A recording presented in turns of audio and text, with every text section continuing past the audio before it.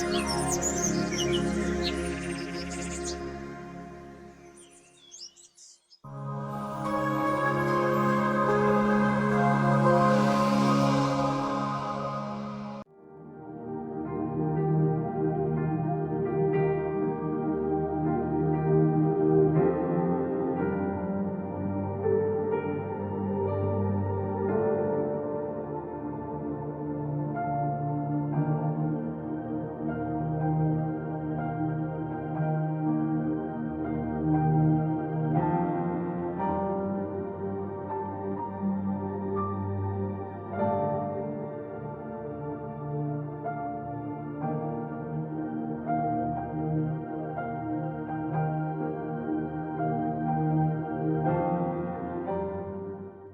The Lord.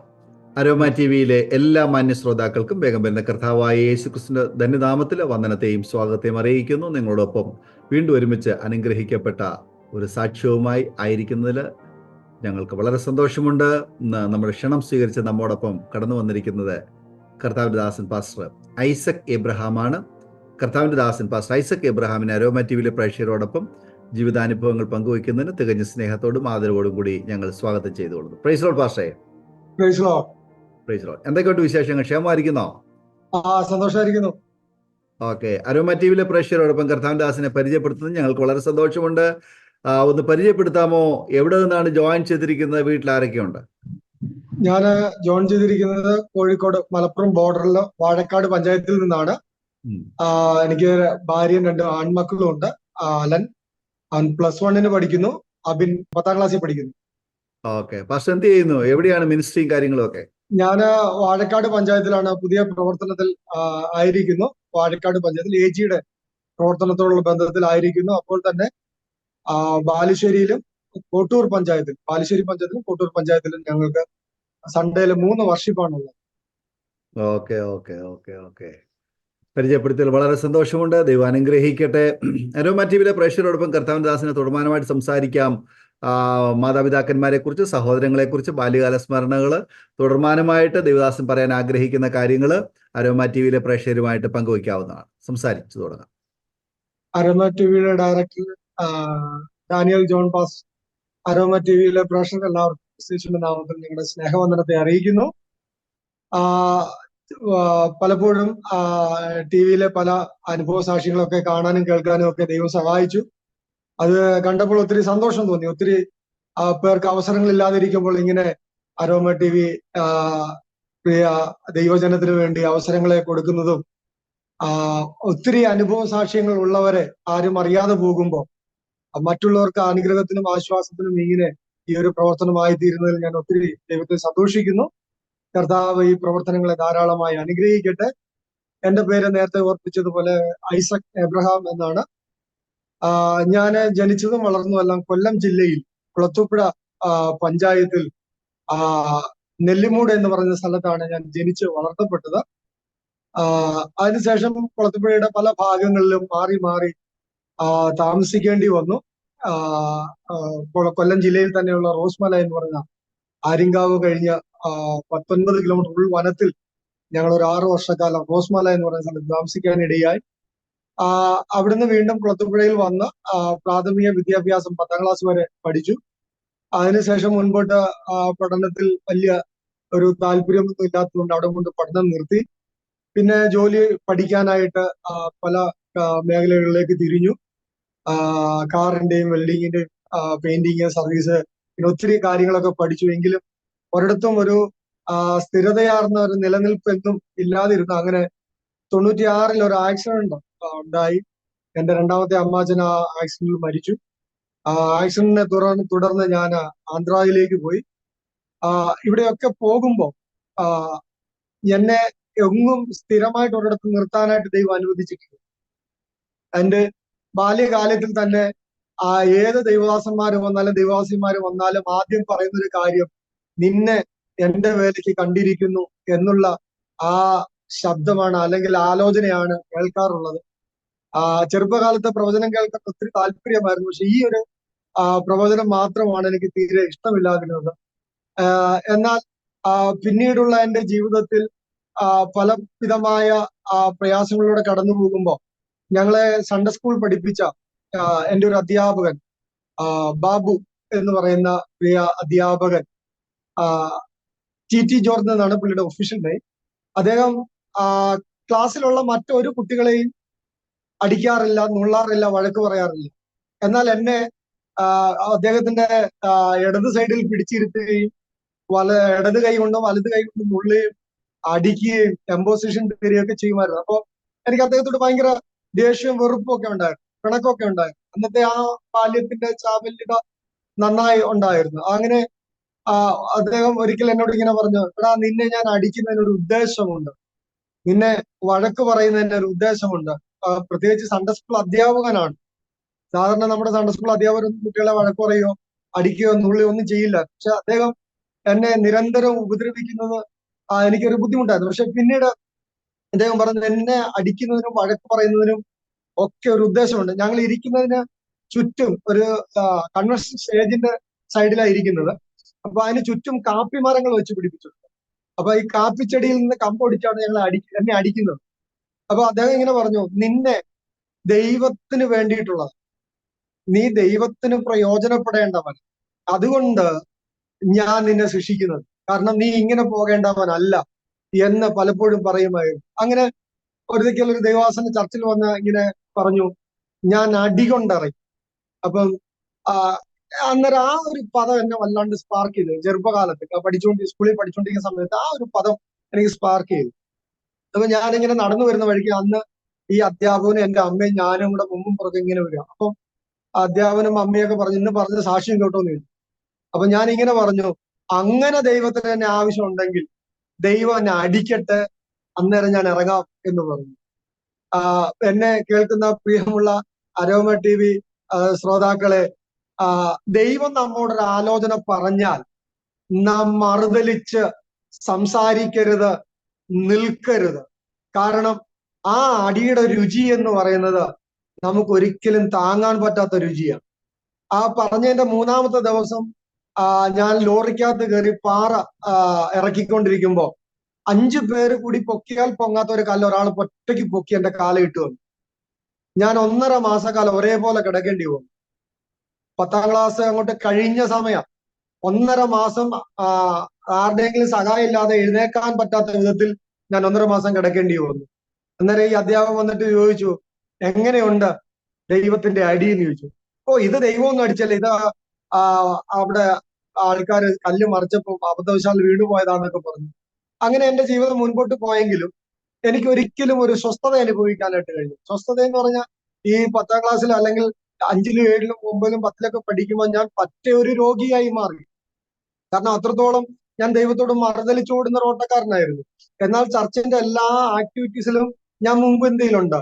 മാസയോഗത്തിനാണെങ്കിലും വിറകീറാനാണെങ്കിലും വെള്ളം കോരാൻ എന്തിനും എല്ലാവരുടെയും കൂടെ ഉണ്ട്. പക്ഷെ അതുകൊണ്ട് എന്നെ ആർക്കും എന്ത് ചെയ്യാൻ കഴിയുന്നില്ല, മാറ്റി നിർത്താനോ അല്ലെങ്കിൽ എന്റെ ജീവിതം എന്താണെന്നോ എന്റെ സ്വഭാവം എന്താണെന്നോ ആർക്കും തിരിച്ചറിയാൻ കഴിയുന്നില്ല. എനിക്ക് മാത്രമേ അറിയത്തുള്ളൂ, ദൈവത്തിന് മാത്രമേ അറിയത്തുള്ളൂ ഞാൻ എന്താണെന്നുള്ളത്. എന്നാൽ മറ്റു ദുഷിച്ച സ്വഭാവങ്ങളോ ശീലങ്ങളോ ഒന്നും ഇല്ല. എങ്കിലും പച്ച അനുസരണക്കേട് കാണിക്കുമായിരുന്നു. വീട്ടുകാരുടെ നാട്ടുകാരുടെ മുമ്പിൽ പക്ക മാന്യനാണ്, എന്നാൽ കൂട്ടുകാരുടെ ഇടയിൽ ഇറങ്ങിയാൽ പക്ക അനുസരണക്കേട് കാണിക്കുന്ന ഒരു വ്യക്തിയായി മുൻപോട്ട് ഓടുന്ന ഒരു കാലം.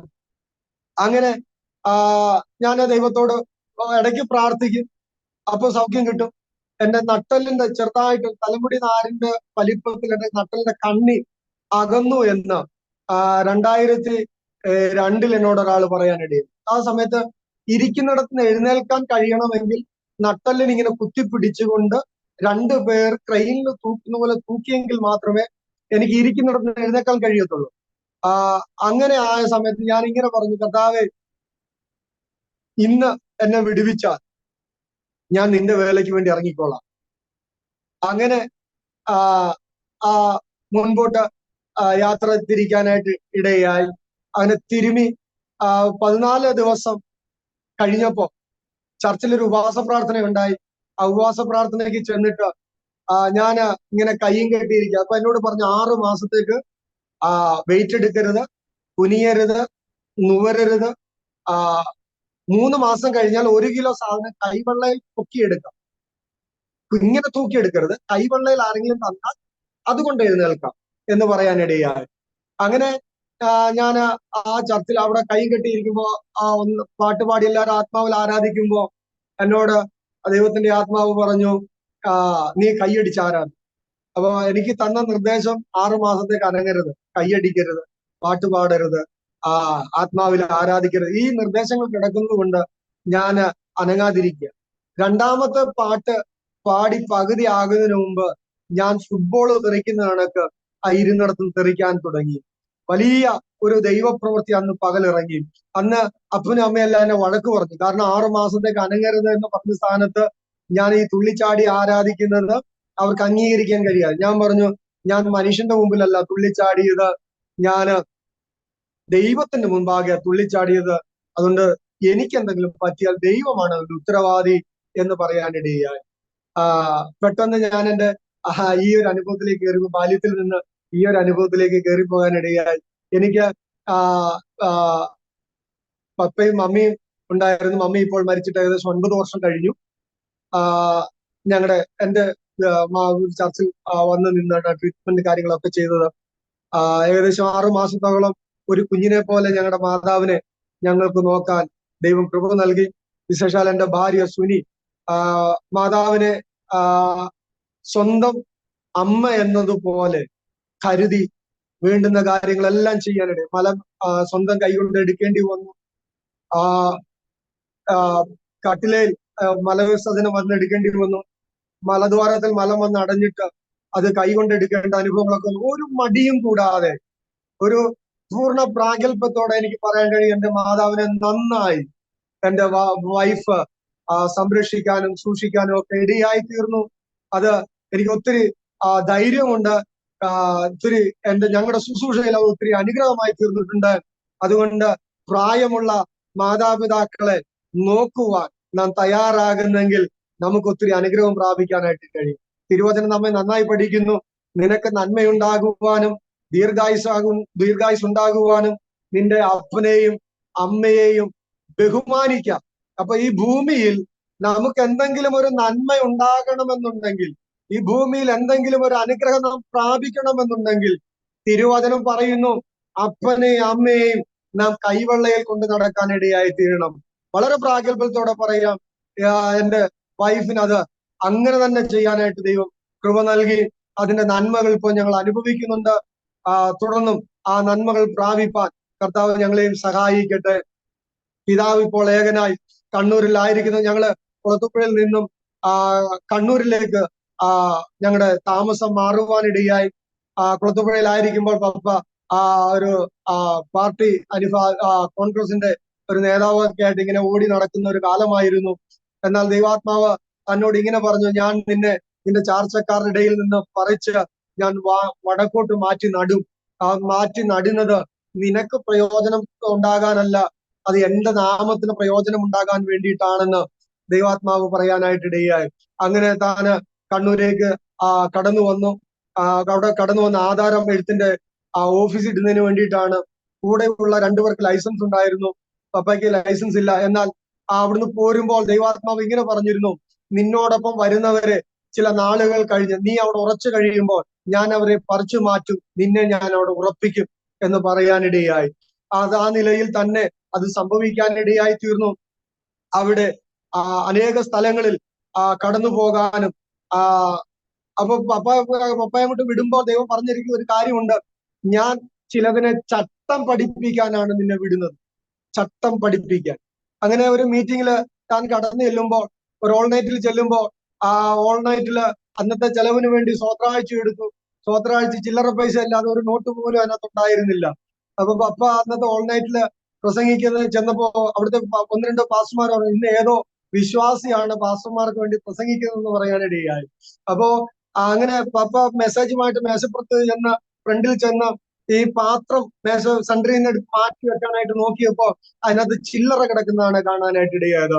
അന്ന് പപ്പ പറഞ്ഞു, ഞാൻ കൊണ്ടുവന്ന മെസ്സേജ് മാറ്റി വെക്കുകയാ, ഞാൻ ഈ പാത്രത്തിൽ നിന്ന് പ്രസംഗിക്കാൻ പോകുകയെന്ന് പറഞ്ഞു. അങ്ങനെ 1 മണിക്കൂർ പ്രസംഗിക്കേണ്ട സ്ഥാനത്ത് ഏകദേശം 2 മണിക്കൂർ പ്രസംഗിച്ചിട്ടും ആരും പിടിച്ചിരുത്തുന്നില്ല, ആരും നിർത്താനും പറയുന്നില്ല.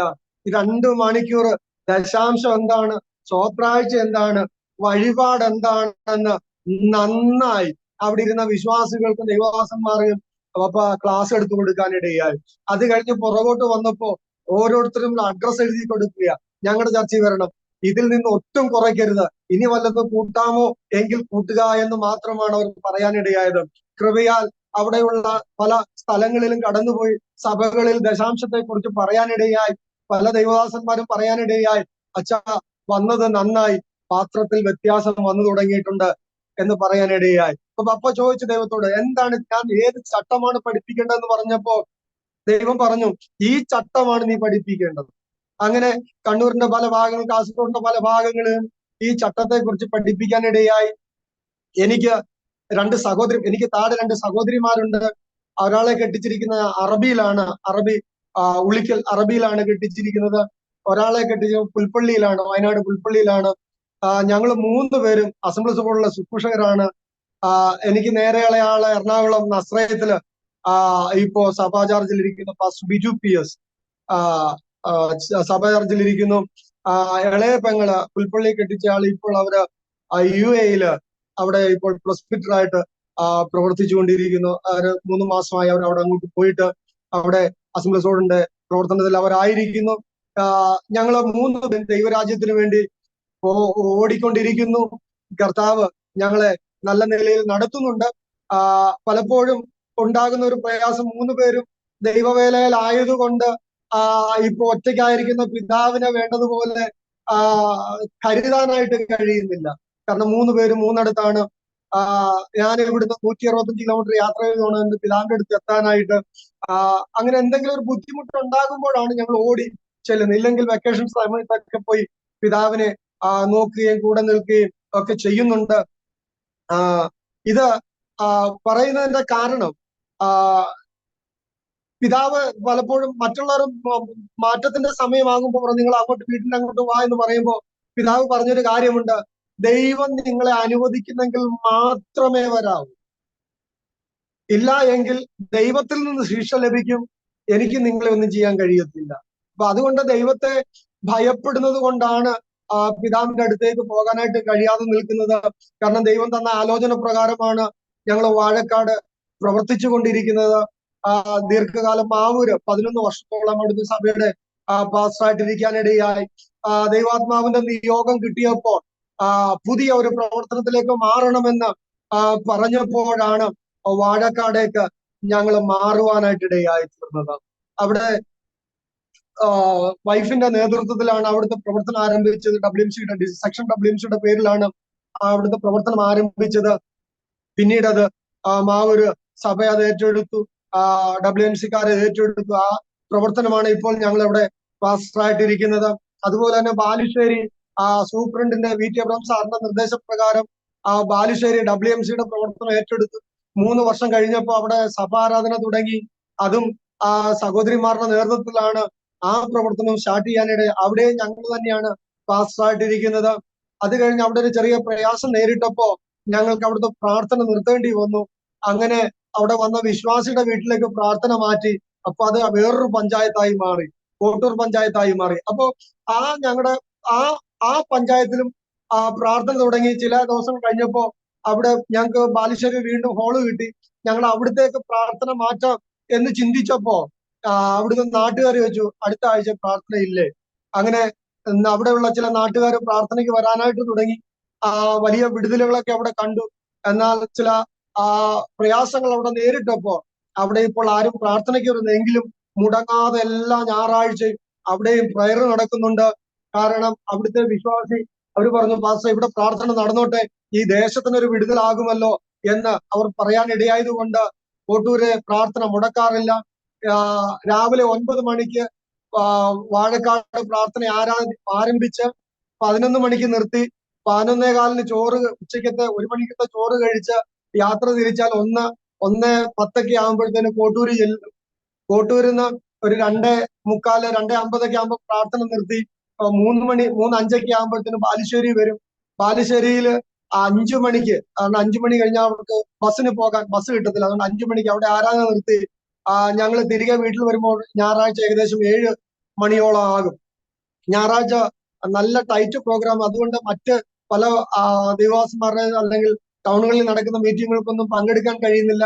അതുകൊണ്ട് ദൈവാസന്മാരായിട്ടുള്ള ഒത്തിരി ബന്ധങ്ങൾ നഷ്ടമായിട്ടുണ്ട്. എങ്കിലും ഒരു കാര്യത്തിൽ ഞങ്ങൾക്ക് സന്തോഷമുണ്ട്. ഒരു സൺഡേയിൽ 3 ആരാധന നടത്തുവാനും 3 പ്രാവശ്യം ദൈവത്തെ സ്തുതിക്കാനും ഒക്കെ ദൈവം ഞങ്ങൾക്ക് അവസരം തന്നുകൊണ്ടിരിക്കുന്നു. ഇത് പറഞ്ഞതിന്റെ കാരണം വിശേഷാൽ ഞങ്ങൾക്ക് വേണ്ടി പ്രാർത്ഥിക്കണം. വലിയ ഒരു ദൗത്യം ഞങ്ങളുടെ മുമ്പിലുണ്ട്. വിശേഷാൽ ഞങ്ങൾ പാർക്കുന്ന വാഴക്കാട് പഞ്ചായത്ത് എന്ന് പറയുന്നത് ഒറ്റ ക്രിസ്ത്യാനി ഇല്ലാത്ത ഒരു പഞ്ചായത്താണ്. മാത്രമല്ല ഞങ്ങളുടെ പഞ്ചായത്തിനോട് ചേർന്ന് കിടക്കുന്ന 7 പഞ്ചായത്തിൽ ഒറ്റ ക്രിസ്ത്യാനികളില്ല. ഒരു നാമധേയ ക്രൈസ്തവർ പോലുമില്ല, ഒരു കുരിശ് പോലും കാണാനില്ല. ഞങ്ങളിവിടെ കരോള് പോകാനായിട്ട് ഇടയായി. ഇവിടെ എന്തെങ്കിലുമൊക്കെ ഒരു സാധ്യത ഉണ്ടാകണമെങ്കിൽ ഇങ്ങനെയൊക്കെയുള്ള സമയങ്ങളിൽ കയറുമ്പോഴാണ് നമുക്ക് ഒത്തിരി സാധ്യതകൾ കിട്ടുന്നത്.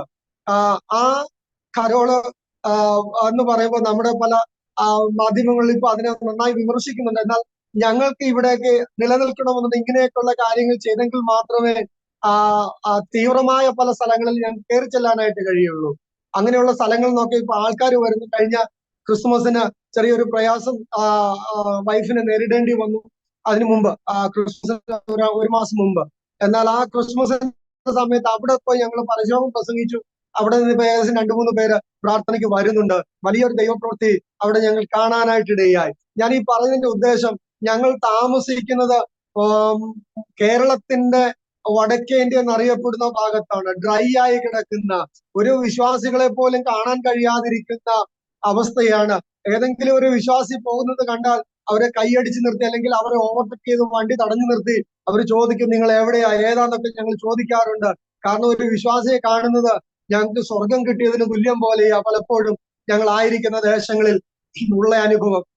അതുകൊണ്ട് അരോമ പ്രേക്ഷകരോട് ഞാൻ ആവശ്യപ്പെടുന്നു, ഞങ്ങളുടെ പഞ്ചായത്തുകൾക്ക് വേണ്ടി ശക്തമായി പ്രാർത്ഥിക്കണം. എയർപോർട്ടിൽ നിന്നൊരു 16 കിലോമീറ്റർ മാറിയാണ്, കരിപ്പൂർ എയർപോർട്ടിൽ നിന്ന് ഒരു 16 കിലോമീറ്റർ മാറിയാണ് ഞാൻ താമസിക്കുന്നത്. കോഴിക്കോടിന്റെയും മലപ്പുറത്തിന്റെയും ബോർഡറിലാണ്, ചാലിയാറിന്റെ തീരത്താണ് താമസിക്കുന്നത്. നല്ല കാലാവസ്ഥയൊക്കെയാണ്. ആ നല്ല കാലാവസ്ഥ പോലെ ആത്മീകമായ ഒരു നല്ല കാലാവസ്ഥ ഉണ്ടാകാനായിട്ട് നിങ്ങൾ വിശേഷാൽ പ്രാർത്ഥിക്കണം. എനിക്ക് വിദ്യാഭ്യാസ ജീവിതത്തിൽ വലിയൊരു ഉന്നമനമൊന്നും പ്രാപിക്കാൻ കഴിഞ്ഞില്ലെങ്കിലും എന്റെ കൂട്ടുകാര് ഇപ്പോഴും എനിക്ക് നല്ല ബാക്ക് സപ്പോർട്ട് തരുന്നുണ്ട്. എന്റെ കൂട്ടുകാരനോട് ചോദിച്ചത്, നീ പാസ്റ്ററായെന്ന് പറയുന്നത് ഞങ്ങൾക്ക് ഒരിക്കലും വിശ്വസിക്കാൻ കഴിയുന്നില്ല. നിന്റെ സ്വഭാവം വെച്ച് നീ പാസ്റ്ററാണെന്ന് പറഞ്ഞാൽ ഞങ്ങൾക്ക് അംഗീകരിക്കാൻ കഴിയത്തില്ല. നിനക്ക് എങ്ങനെയാണ് ഈ മാറ്റം വന്നത്? ഏത് നിലയിലാണ് നീ മാറിയത് എന്നാണ് ഇപ്പോഴും അവർ ചോദിക്കുന്നത്. ഞങ്ങളുടെ സ്കൂളിന്റെ ഒരു ഗെറ്റ് ടുഗദർ വെച്ചപ്പോ ഞാൻ അവിടെ പോയി, അപ്പോഴൊക്കെ ചോദിക്കുന്നത്, നീ എങ്ങനെയാടാ പാസ്റ്റർ ആയത്? എനിക്ക് അതിന്റെ രഹസ്യം ഒന്ന് പറഞ്ഞതാ. നിനക്ക് എങ്ങനെയാ മാറാൻ കഴിഞ്ഞത്? കാരണം എന്നേക്കാൾ നന്നായി സ്കൂളിൽ നടന്നവർ, നന്നായി പഠിച്ചവരൊക്കെ നിൽക്കുമ്പോ അവരിൽ നിന്നൊക്കെ വ്യത്യസ്തനാക്കി ദൈവം എന്നെ മാറ്റിയത് അവർക്ക് അങ്ങോട്ട് അംഗീകരിക്കാനായിട്ട് കഴിയുന്നില്ല. എന്നാൽ തീവ്രമായ കത്തോലിക്ക ബാക്ക്ഗ്രൗണ്ടിൽ നിന്ന ഒരു എന്റെ സ്നേഹിതൻ ലിനു എന്ന് പറയുന്ന സഹോദരൻ വിശ്വാസത്തിലേക്ക് വന്ന് അവന് പറയാൻ കഴിയും, ഇതിനകത്ത് വന്നു കഴിയുമ്പോൾ അറിയാം അതിന്റെ പ്രത്യേകത എന്നാ. അവ പലപ്പോഴും പറയുന്നത് കേൾക്കാനിടയായിട്ടുണ്ട്. പ്രിയമുള്ളവരെ, പെന്തക്കോസ്തിന്റെ അനുഭവം എന്ന് പറയുന്നത്, അത് പെന്തക്കോസ്തിന്റെ അനുഭവത്തെ അനുഭവിച്ചവർക്ക് മാത്രമേ ഇതിന്റെ മാധുര്യം അറിയാനായിട്ട് കഴിയത്തുള്ളൂ. പെന്തക്കോസ്തിൽ ജനിച്ചത് കൊണ്ട്, ഞാൻ ജനിച്ചത് തന്നെ ഒരു ഞായറാഴ്ച ഉച്ചയ്ക്ക് 1 മണിക്കാ. ആരാധനയ്ക്കിടയിൽ നിന്ന് അമ്മ ഇറങ്ങിപ്പോയാണ് എന്നെ പ്രസവിച്ചതെന്ന് പറഞ്ഞു കേട്ടിട്ടുള്ളത്. അങ്ങനെയെങ്കിൽ ആരാധനയുടെ പാരമ്പര്യം പറയാൻ എനിക്കുണ്ട്. അങ്ങനെയെങ്കിൽ ആരാധനയുടെ പാരമ്പര്യം പറഞ്ഞിട്ട് കാര്യമില്ല. ആരാധിച്ച് വിടുതൽ പ്രാപിക്കുന്നവർക്ക് മാത്രമേ ഇതിന്റെ വിടുതൽ അനുഭവിച്ചറിയാനായിട്ട് കഴിയത്തുള്ളൂ. ഇതൊക്കെയാണ് എന്റെ ബാല്യകാല അനുഭവങ്ങൾ എന്ന് പറയാനായിട്ട് കഴിയുന്നത്. അവിടെ നിന്ന് ബൈബിൾ കോളേജിൽ വന്നു. റാന്നി ഫെയ്ത്ത് ബൈബിൾ കോളേജിലാണ് ഞാൻ പഠിച്ചത്. ബാബു ജോർജ് സാറിന്റെ ബൈബിൾ കോളേജിലാണ് പഠിച്ചത്.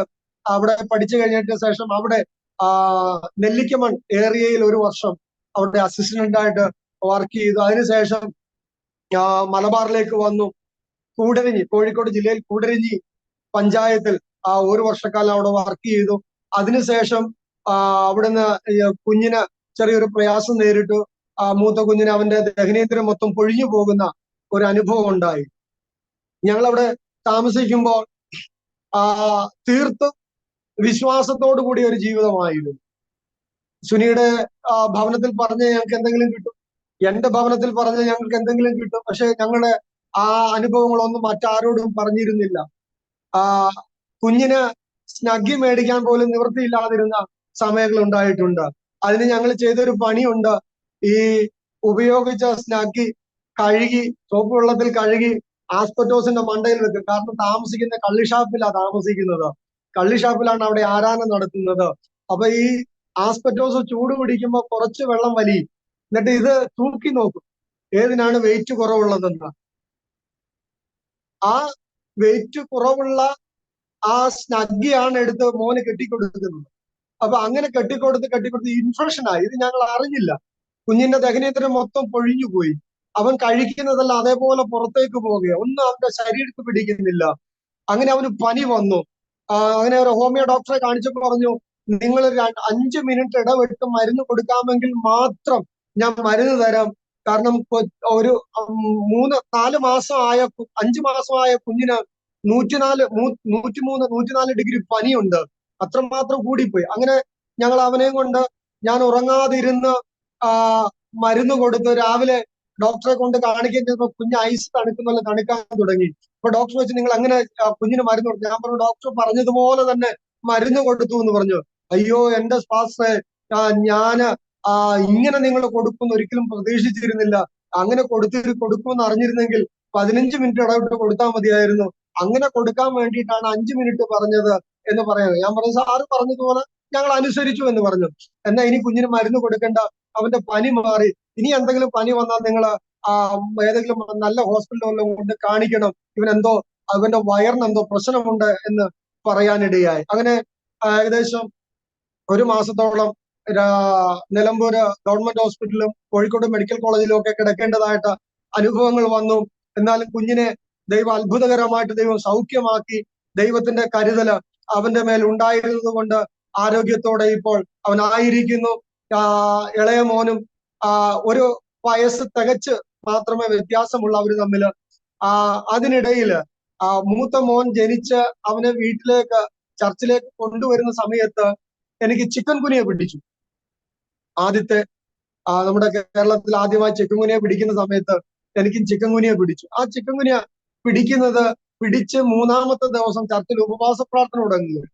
അപ്പൊ ആ സമയങ്ങളിൽ ഉപവാസ പ്രാർത്ഥന തുടങ്ങുന്നതിന് മുമ്പ് മുതൽ തന്നെ എന്നോട് പിശാച് വാദിക്കാനായിട്ട് തുടങ്ങി.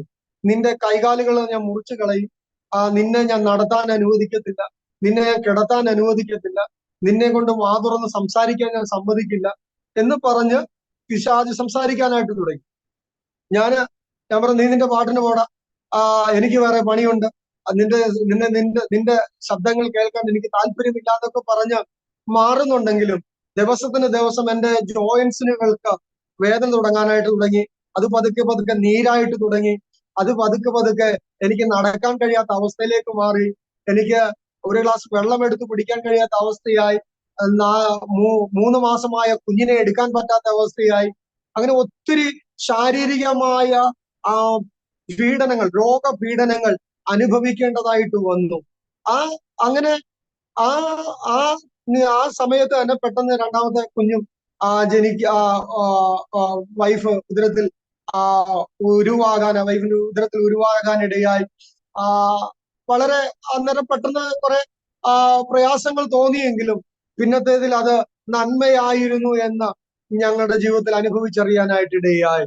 ഏകദേശം ദീർഘവർഷം ഞാനൊരു രോഗിയായി മാറാനിടയായി.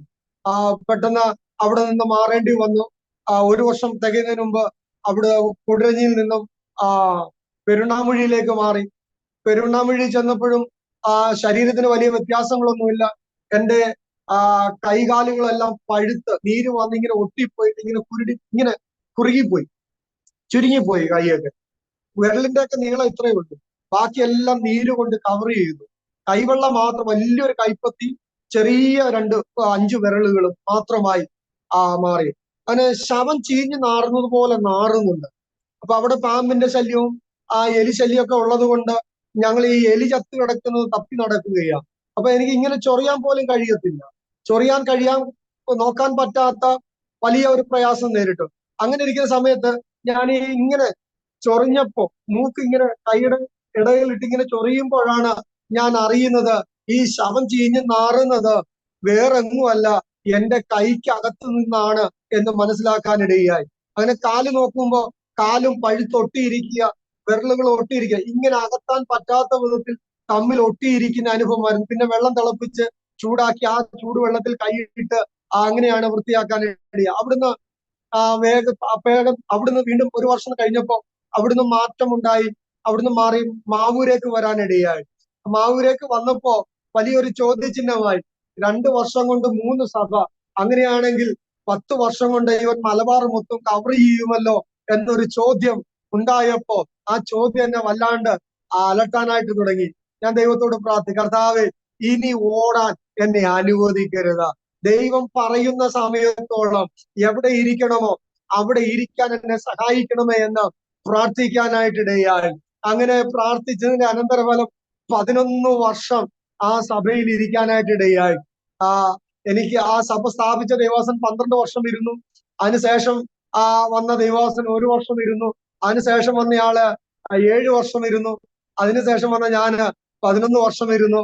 ഇപ്പോ ഞാൻ ആരുടെ നിന്നാണോ ചാർജ് ഷീറ്റ് മേടിച്ചത് ആ ദൈവദാസൻ എന്നെ തിരികെ കൊടുത്തിട്ട് ഞങ്ങൾ വാഴക്കാടേക്ക് മാറാനിടയായി. പ്രിയമുള്ളവരെ, ഞാൻ ഇത് എടുത്തു പറയുന്ന ഒരു കാരണമുണ്ട്. ഞാൻ പക്ക രോഗിയായി മാറി. ബൈബിൾ കോളേജിൽ പഠിച്ചുകൊണ്ടിരിക്കുമ്പോ എന്നോടൊരു ദൈവവചനം ഇടപെട്ടു. ആ വചനം ഇതാണ്: ഞാൻ മരിക്കുകയില്ല, ജീവനോടെ ഇരുന്ന യഹോവയുടെ പ്രവൃത്തിയെ വർണ്ണിക്കും. വചനം കിട്ടി, ദൂത് കിട്ടിയതാ. പക്ഷെ അന്നേരം ആ ദൂതിന്റെ അർത്ഥം എന്താണെന്നോ അതിന്റെ വ്യാപ്തി എന്താണെന്നോ എനിക്ക് മനസ്സിലായില്ല. അമ്മയ്ക്ക് വേണ്ടി പ്രാർത്ഥിച്ചപ്പോ കിട്ടിയൊരു വചനമാ. പക്ഷെ ആ വചനം ഇടപെട്ടത് എന്നോടാ, ആ വചനം ഏറ്റെടുത്തത് ഞാനാ. പക്ഷെ അമ്മയും അതുപോലെ അനുഭവത്തിലൂടെ പോയി, ഞാൻ അതിനേക്കാൾ വലിയ അനുഭവത്തിലൂടെ കടന്നുപോയി. അമ്മ ഇപ്പോൾ നിത്യതയിൽ വിശ്രമിക്കുന്നു. എങ്കിലും അമ്മയ്ക്ക് മുമ്പേ ഞാൻ നിത്യതയിൽ ചേർക്കപ്പെടുമെന്നുള്ള അനുഭവം വരെ ഉണ്ടാകാനിടയായി. ഈ മാവൂര് വന്ന് എനിക്ക് ഇരിക്കാൻ കഴിയാ. ഞാൻ മാവൂര് വന്ന് ഏകദേശം 1 മാസത്തോളം മാത്രമേ തറയിലിരുന്ന് ആരാധിച്ചിട്ടുള്ളൂ. അത് കഴിഞ്ഞ് അവിടെ നിന്ന് മാറുന്ന ആ സമയം വരെ 11 വർഷക്കാലം കസേരയിൽ ഇരുന്നാണ് ആരാധന നടത്തിയത്. ഞാൻ എവിടെയെങ്കിലും മീറ്റിങ്ങിന് പോയാൽ ആദ്യം അവരോട് പറയുന്ന ഒരു കാര്യമുണ്ട്: എനിക്ക് അവിടെ ഒരു കസേര ഇട്ടേക്കണം. വൈഫ് എപ്പോഴും സാക്ഷി പറയുമ്പോൾ പറയും, പാസ്റ്റർ ഏൽപ്പിച്ചിട്ട് എവിടെയെങ്കിലും പോയാൽ ബെല്ലടിച്ചിട്ട്, ഗസ്റ്റ് വന്ന് ബെല്ലടിച്ചിട്ട് അവർ തിരിച്ച് അവരുടെ സ്ഥലത്ത് എത്തിയാൽ പോലും ഞാൻ കട്ടിലേന്ന് എഴുന്നേറ്റ് വരത്തില്ല. കാരണം അത്രമാത്രം രോഗിയായി പോയി. എഴുന്നേൽക്കണമെങ്കിൽ ഒരു 10 മിനിറ്റ് കട്ടിലേൽ നിന്ന് എഴുന്നേക്കാൻ വേണം. നിങ്ങളെല്ലാവരും എഴുന്നേൽക്കുന്നല്ല, പറ്റത്തില്ല. ഒന്ന്, ഞാൻ മനസ്സുകൊണ്ട് തീരുമാനിക്കണം എനിക്ക് എഴുന്നേൽക്കണമെന്ന്. മനസ്സുകൊണ്ട് തീരുമാനിച്ചാൽ മാത്രം പോരാ, അത് ശരീരം അതിനൊന്ന് ചലിച്ചു കിട്ടണം. ആ ചലിച്ചു കിട്ടിയിട്ട് തീരുമാനിക്കണം എഴുന്നേൽക്കണമെന്ന്. അങ്ങനെ എഴുന്നേറ്റ് വന്ന് പെട്ടെന്ന് എഴുന്നേക്കാൻ പറ്റില്ല. ഇരുന്നതിന് ശേഷം പിന്നെ കൈകൂത്തി കൈക്കൊക്കെ ഒരു സുഖം കിട്ടിയതിന് ശേഷം മാത്രമേ ഒന്ന് ഊന്നി എഴുന്നേൽക്കാൻ കഴിയത്തുള്ളൂ. ഊന്നി എഴുന്നേറ്റിട്ടും കാര്യമില്ല. നടന്നു പോകണമെങ്കിൽ ഞാൻ ഇരിക്കുന്നിടത്തും ഡോറിന്റെ അവിടെയൊക്കെ എത്തണമെങ്കിൽ ഏകദേശം 10 മിനിറ്റ് എടുക്കും. അപ്പോഴേക്കും വന്നവരൊരു പോയിട്ടുണ്ടാകും, ഏകദേശം 10-20 മിനിറ്റ് അപ്പൊ കഴിഞ്ഞിട്ടുണ്ടാകും. അങ്ങനെ ഒത്തിരി പേർക്ക് അങ്ങനെ അബദ്ധം പറ്റിയിട്ടുണ്ട്. അങ്ങനെ ആ അവസ്ഥയിൽ ഞാൻ ദൈവത്തോട് ഒരിക്കലും ഇങ്ങനെ, കർത്താവേ, എനിക്ക് ആരാധിച്ചേ പറ്റത്തുള്ളൂ, എനിക്ക് ആരാധിക്കാനുള്ള കൃപ നീ തരണം എന്ന് ദൈവത്തോട് ആവശ്യപ്പെടാനായിട്ടിടയാൽ പിറ്റേ ഞായറാഴ്ച ഞാൻ തുള്ളിച്ചാടി ആരാധിക്കാനായിട്ട് തുടങ്ങി. തുള്ളിച്ചാടി ആരാധിച്ചപ്പോൾ എനിക്ക് യാതൊരു പ്രശ്നവുമില്ല. പക്ഷെ ആശീർവാദം പറഞ്ഞാൽ പിന്നെ എനിക്ക് നടന്നു പോകാൻ സമയമെടുക്കും. പക്ഷെ ആരാധിക്കാൻ എനിക്ക് യാതൊരു തടസ്സവുമില്ല. ഈ രോഗം ഒരു പ്രശ്നമല്ലാതായി മാറി. അങ്ങനെ ഇരിക്കുമ്പോൾ ദൈവാത്മാവ് എന്നോട് ശക്തമായി ഇടപെട്ടു. ഇത് നിന്നെ പഠിപ്പിക്കാനുള്ള രോഗമാണ്. അപ്പോ പാസ്റ്ററായിരുന്നിട്ടും എന്റെ സ്വഭാവത്തിന് മാറ്റമില്ല. എനിക്ക് കോപത്തിനോ ദേഷ്യത്തിനോ വൈരാഗ്യത്തിനോ യാതൊരു മാറ്റമില്ല. സ്നേഹത്തെ കുറിച്ച് പ്രസംഗിക്കാറുണ്ട്. പക്ഷെ സ്നേഹത്തിന്റെ യാതൊരു സ്വഭാവവും അതിന്റെ ഒരു ഗുണവും എന്നിൽ ഉണ്ടായിരുന്നില്ല. പക്ഷെ ഈ രോഗമാണ് എന്നെ ഞാനാക്കി മാറ്റിയത്, എന്നെ ഒരു ദൈവ പൈതലാക്കി മാറ്റാനിടയായത്. അങ്ങനെ വർഷങ്ങളോളം ഈ ദൂത് കേൾക്കുന്നുണ്ട്. പക്ഷെ ഞാൻ ഇതിന് അത്ര ശ്രദ്ധിക്കാനിടയായില്ല. ആ സമയത്ത് എന്റെ കവളയിൽ ഒരു വെള്ളപ്പാട് വരാനിടയായി. ആ വെള്ളപ്പാട് ഇങ്ങനെ വീക്ഷിച്ചപ്പോൾ അത് വളർച്ച വരുന്നുണ്ട്. അങ്ങനെ വളർന്നു വന്നപ്പോ വീണ്ടും പിശാച് എന്നോട് പറയാനിടയായി, ഞാൻ നിന്നെ ക്യാൻസർ തന്നിട്ട് നിന്റെ ജീവനെ ഞാൻ എടുത്തു കളയും. നിന്റെ കൈകാലുകളെ തളർത്തി നോക്കി നിനക്ക് നിന്റെ ജീവൻ എടുക്കാനായിട്ട് കഴിഞ്ഞില്ല. അങ്ങനെ ജീവനെ എടുക്കാനായിട്ട് കഴിഞ്ഞില്ല. അങ്ങനെ ഇരിക്കുമ്പോ എന്റെ പെട്ടെന്ന് എനിക്ക് നീര് കൂടിയിട്ട് അമ്മയ്ക്ക് ഇച്ചിരി സീരിയസ് ആയെന്ന് പറഞ്ഞിട്ട് എറണാകുളത്ത് നിന്ന് ഫോൺ വന്നു. ഞാൻ ബസ് കയറി എറണാകുളത്ത് ചെന്നപ്പോഴത്തേന് അമ്മ കിടന്ന കട്ടിലെ ഞാൻ കിടന്നു. ആ നേഴ്സ് ഇഞ്ചക്ഷൻ എടുക്കാൻ വന്നപ്പോ ആ രോഗി മാറിക്കിടക്കുക, രോഗി കട്ടിലേലില്ല. അപ്പം ചോദിച്ചു ആരാ കിടക്കുന്നതെന്ന് ചോദിച്ചു. അപ്പൊ അമ്മ പറയാണ് ഇവിടെ ഇരുന്നോളാം, സിസ്റ്റർ എന്നെ ഇഞ്ചക്ഷൻ എടുത്താട്ടെ എന്ന് പറയാനിടയാ. അങ്ങനെ അവിടെയുള്ള ഒരു ആയുർവേദ ഹോസ്പിറ്റൽ, ബ്രിട്ടോ എന്ന് പറയുന്ന ഒരു ആയുർവേദ ഹോസ്പിറ്റലിൽ കൊണ്ടുപോയി. അവിടെ ചെന്ന് 3 ദിവസം തിരുമിയിട്ട് അവർ പറയാണ് ഇനി 14 ദിവസം കഴിഞ്ഞ് വന്നാൽ മതി എന്ന് പറഞ്ഞെന്നെ വിടുകയാ. 14 ദിവസം കഴിഞ്ഞ് വന്നാൽ മതി എന്ന് പറഞ്ഞിട്ട് ഞാൻ ഒരു കുപ്പി മരുന്ന് അധികം ചോദിച്ചപ്പോ അവർ പറഞ്ഞു ഈ മരുന്ന് നിങ്ങൾക്ക് ബാലൻസാ, ഈ മരുന്ന് നിങ്ങൾക്ക് ബാലൻസ് ആണെന്നാ പറഞ്ഞത്. അപ്പൊ ഞാൻ ഹോസ്പിറ്റലിൽ നിന്ന് ഇവിടെ ഇറങ്ങുമ്പോ ഡോക്ടർ അവിടെ നിന്ന് അവരുടെ സ്റ്റാഫിനോട് പറഞ്ഞു വേണമെങ്കിൽ ഒന്ന് കണ്ടോ എന്ന് പറഞ്ഞു. ഞാൻ ഇപ്പൊ തിരിഞ്ഞു ചോദിച്ചു ഡോക്ടർ എന്താ പറഞ്ഞതെന്ന് ചോദിച്ചു. ഇല്ല ഞാൻ ഇവിടെ പറഞ്ഞാന്ന് പറഞ്ഞു. ഇല്ല ഡോക്ടർ വേറെ എന്തോ പറഞ്ഞത്, വേണമെങ്കിൽ ഒന്ന് കണ്ടോ എന്ന് പറഞ്ഞല്ലോ, അതെന്താന്ന് ചോദിച്ചു. അപ്പോ ഡോക്ടർ ഇല്ല ഞാൻ ഇവിടെ പറഞ്ഞതാ, അത് വേണമെങ്കിൽ ഒന്ന് കണ്ടോളാന്നാ പറഞ്ഞതെന്ന് പറഞ്ഞു. അപ്പൊ ഞാൻ ഇറങ്ങി ബൈക്കിൽ കേൾക്കുമ്പോ ഇവരെല്ലാം ഡോക്ടർ ഉൾപ്പെടെ പുറത്തിറങ്ങി വന്നു നിന്ന് എന്നെ നോക്കുകയാ. അങ്ങനെ 14 ദിവസം ഞാൻ ഇവിടെ വന്ന് മാവൂര് ചർച്ചിൽ വന്ന് കിടന്നു. മാവൂർ ചർച്ചിൽ വന്ന് കിടന്നപ്പോ ഒരു 7 ദിവസം ആയപ്പോ, 7 ദിവസത്തിന് അടുത്തപ്പോ എനിക്ക് വല്ലാത്തൊരു നിരാശ അകത്തേക്ക് കയറി. ഞാനൊരു ഡെഡ് ബോഡി എങ്ങനെ ഒരുക്കി കിടത്തുന്നുവോ അതുപോലെ കാലൊക്കെ നീട്ടി തള്ളവറിലൊക്കെ ഇങ്ങനെ ചേർത്ത് പിടിച്ച്, കാരണം മരിച്ചു കഴിഞ്ഞാൽ കാല് കൂട്ടിക്കെട്ടാൻ ആരും ബുദ്ധിമുട്ടരുത്. അങ്ങനെ തള്ളവറിൽ, കാലിന്റെ തള്ളവറിലെല്ലാം ഇങ്ങനെ അടുപ്പിച്ചു വെച്ചു, കൈ ഇങ്ങനെ കൊടുത്ത് വയറ്റത്ത് വെച്ചു, തലയൊക്കെ നേരെ വെച്ച് ഒരു ഡെഡ് ബോഡി എങ്ങനെ ഒരുക്കി ഇടുന്നുവോ അതുപോലെ ഞാൻ ഒരുങ്ങി കിടന്ന് എന്നിട്ട് ഇങ്ങനെ കർത്താവേ ജീവനെങ്കിൽ ജീവൻ, മരണമെങ്കിൽ മരണം, എനിക്ക് രണ്ടിനും സമ്മതമാ. എന്റെ പാപങ്ങളെ ക്ഷമിച്ച്, അകൃത്യങ്ങളെ ക്ഷമിച്ച് എന്റെ ആത്മാവിനെ നീ കൈക്കൊള്ളണമേ, എന്റെ ആത്മാവിനെ തിരുക്കരത്തിൽ തരുന്നു എന്ന് പറഞ്ഞ് കിടന്നുറങ്ങാനിടയായി. അങ്ങനെ ഈ 14 ദിവസത്തിനിടയ്ക്ക് 3 പ്രാവശ്യം ഞാൻ എന്നെ മരണത്തിനായിട്ട് ഏൽപ്പിച്ചു കൊടുത്തു. ഞാൻ മരിച്ചില്ല. രാവിലെ എഴുന്നേറ്റു, കാര്യങ്ങളൊക്കെ നടത്തി. അതിന് 16ാമത്തെ ദിവസം ഞാൻ തിരിച്ച് ഹോസ്പിറ്റലിൽ ചെല്ലുമ്പോ ഡോക്ടർ കണ്ട ഉടനെ ചോദിച്ച ഒരു ചോദ്യം, നിങ്ങൾ വന്നോ? അപ്പൊ അവർക്ക് യാതൊരു പ്രതീക്ഷയില്ല ഞാൻ ചെല്ലുമെന്നുള്ളത്.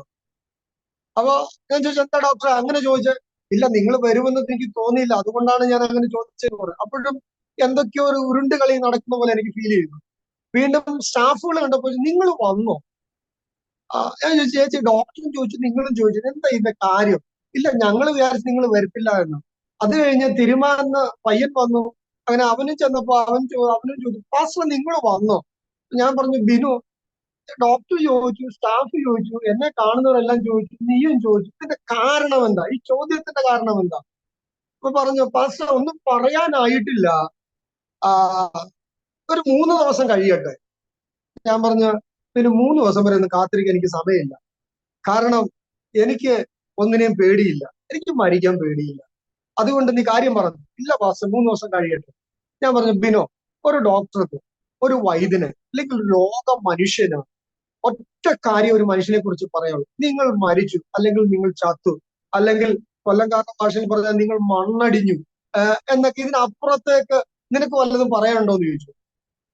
അതിനപ്പുറത്തേക്ക് വല്ലതും പറയാനുണ്ടോ? ഇല്ല ബിനു എന്ന് പറഞ്ഞു. ഇല്ല എന്ന് പറഞ്ഞു. ഞാൻ പറഞ്ഞു അതിന് അപ്പുറത്തേക്ക് എനിക്ക് പറയാനുണ്ട്. ഞാൻ മരിച്ചു കഴിഞ്ഞാൽ സ്വർഗത്തിൽ പോകുന്ന എനിക്ക് ഉത്തമമായ ബോധ്യമുണ്ട് എന്ന് പറയാനിടയായി. അപ്പൊ അദ്ദേഹം പറയാണ് പാസ്റ്ററെ ഞാനും അത് വിശ്വസിക്കുന്നുണ്ട്. ഞാൻ ചോദിച്ചു നിനക്ക് എങ്ങനെ അറിയാം?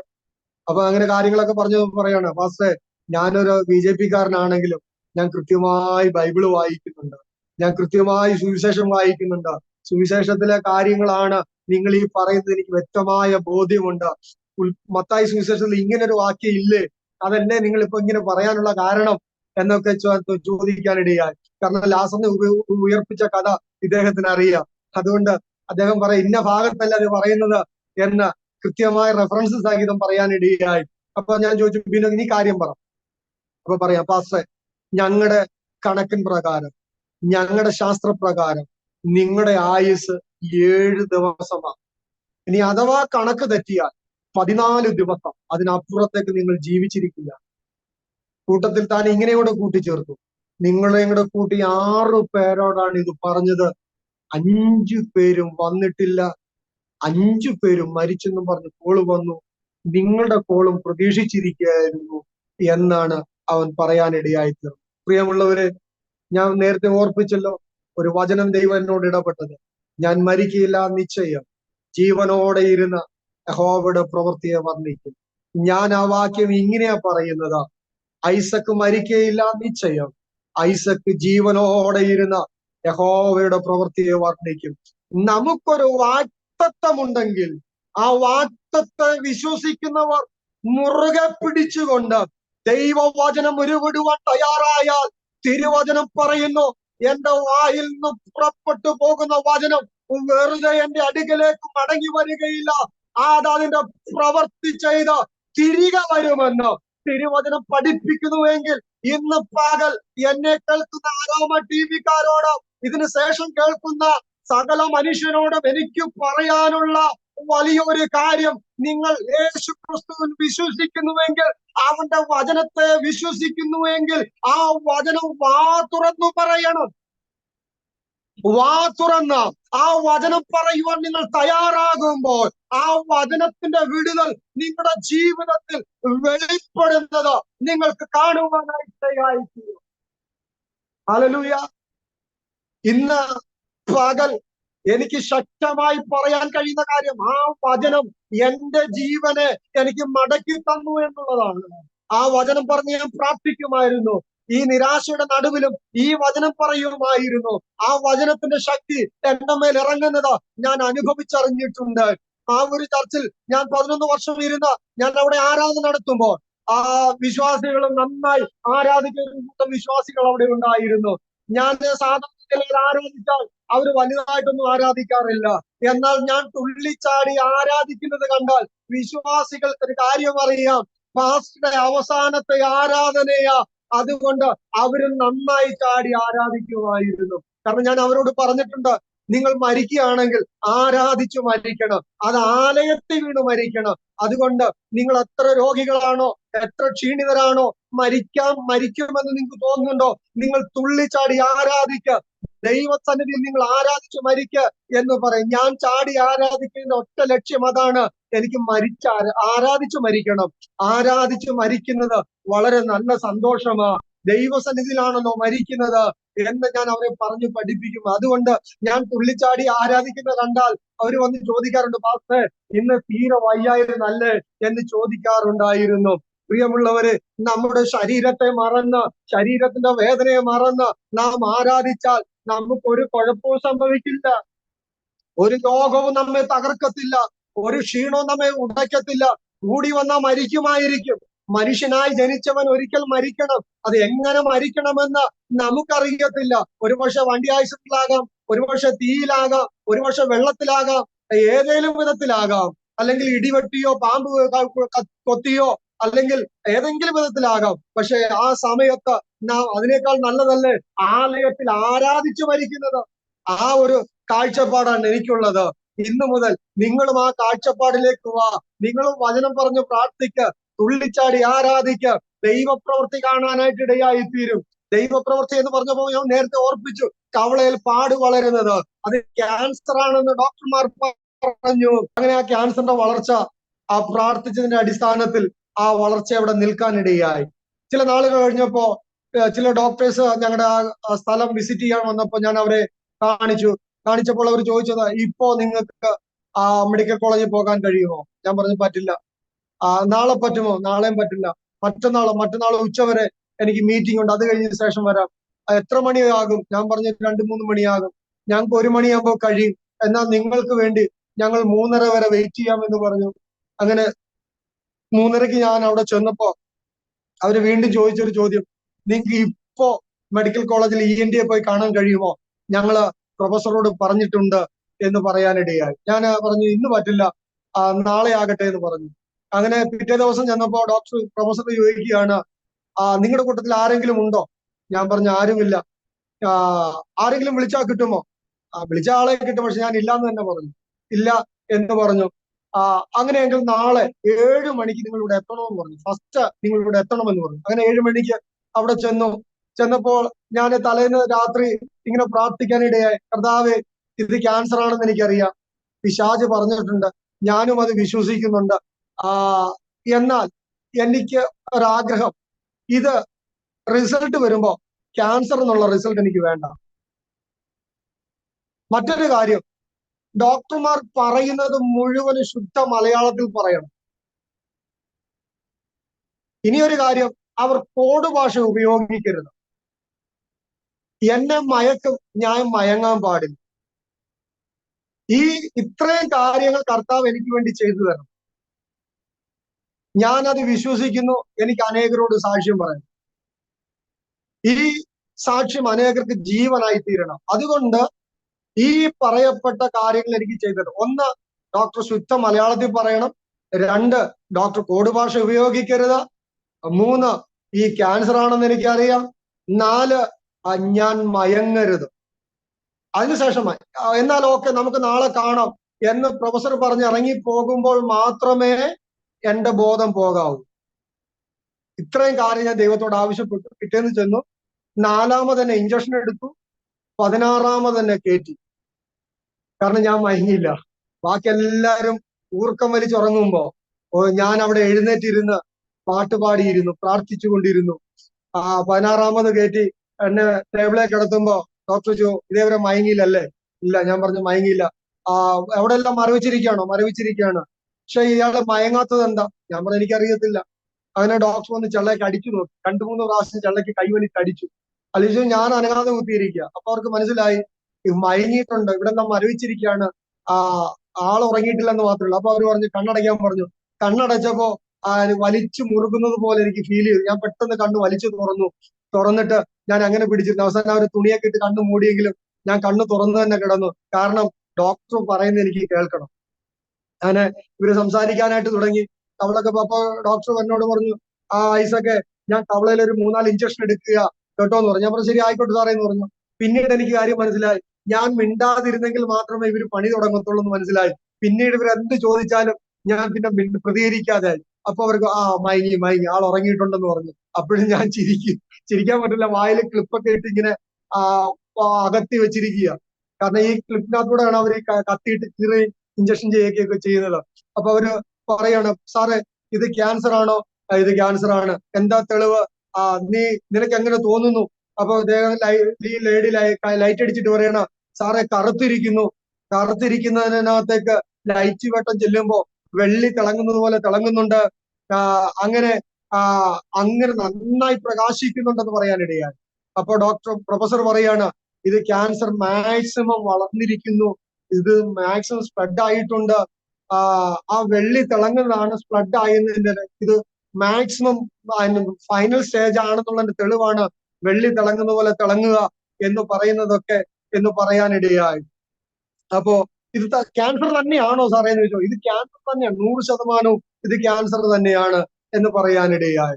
അതൊക്കെ പറഞ്ഞ് അങ്ങനെ അവര് കട്ട് ചെയ്ത് മാറ്റി അത് ബയോപ്സിക്ക് അയക്കാനായിട്ട് ടിന്നകത്താക്കി തന്നു.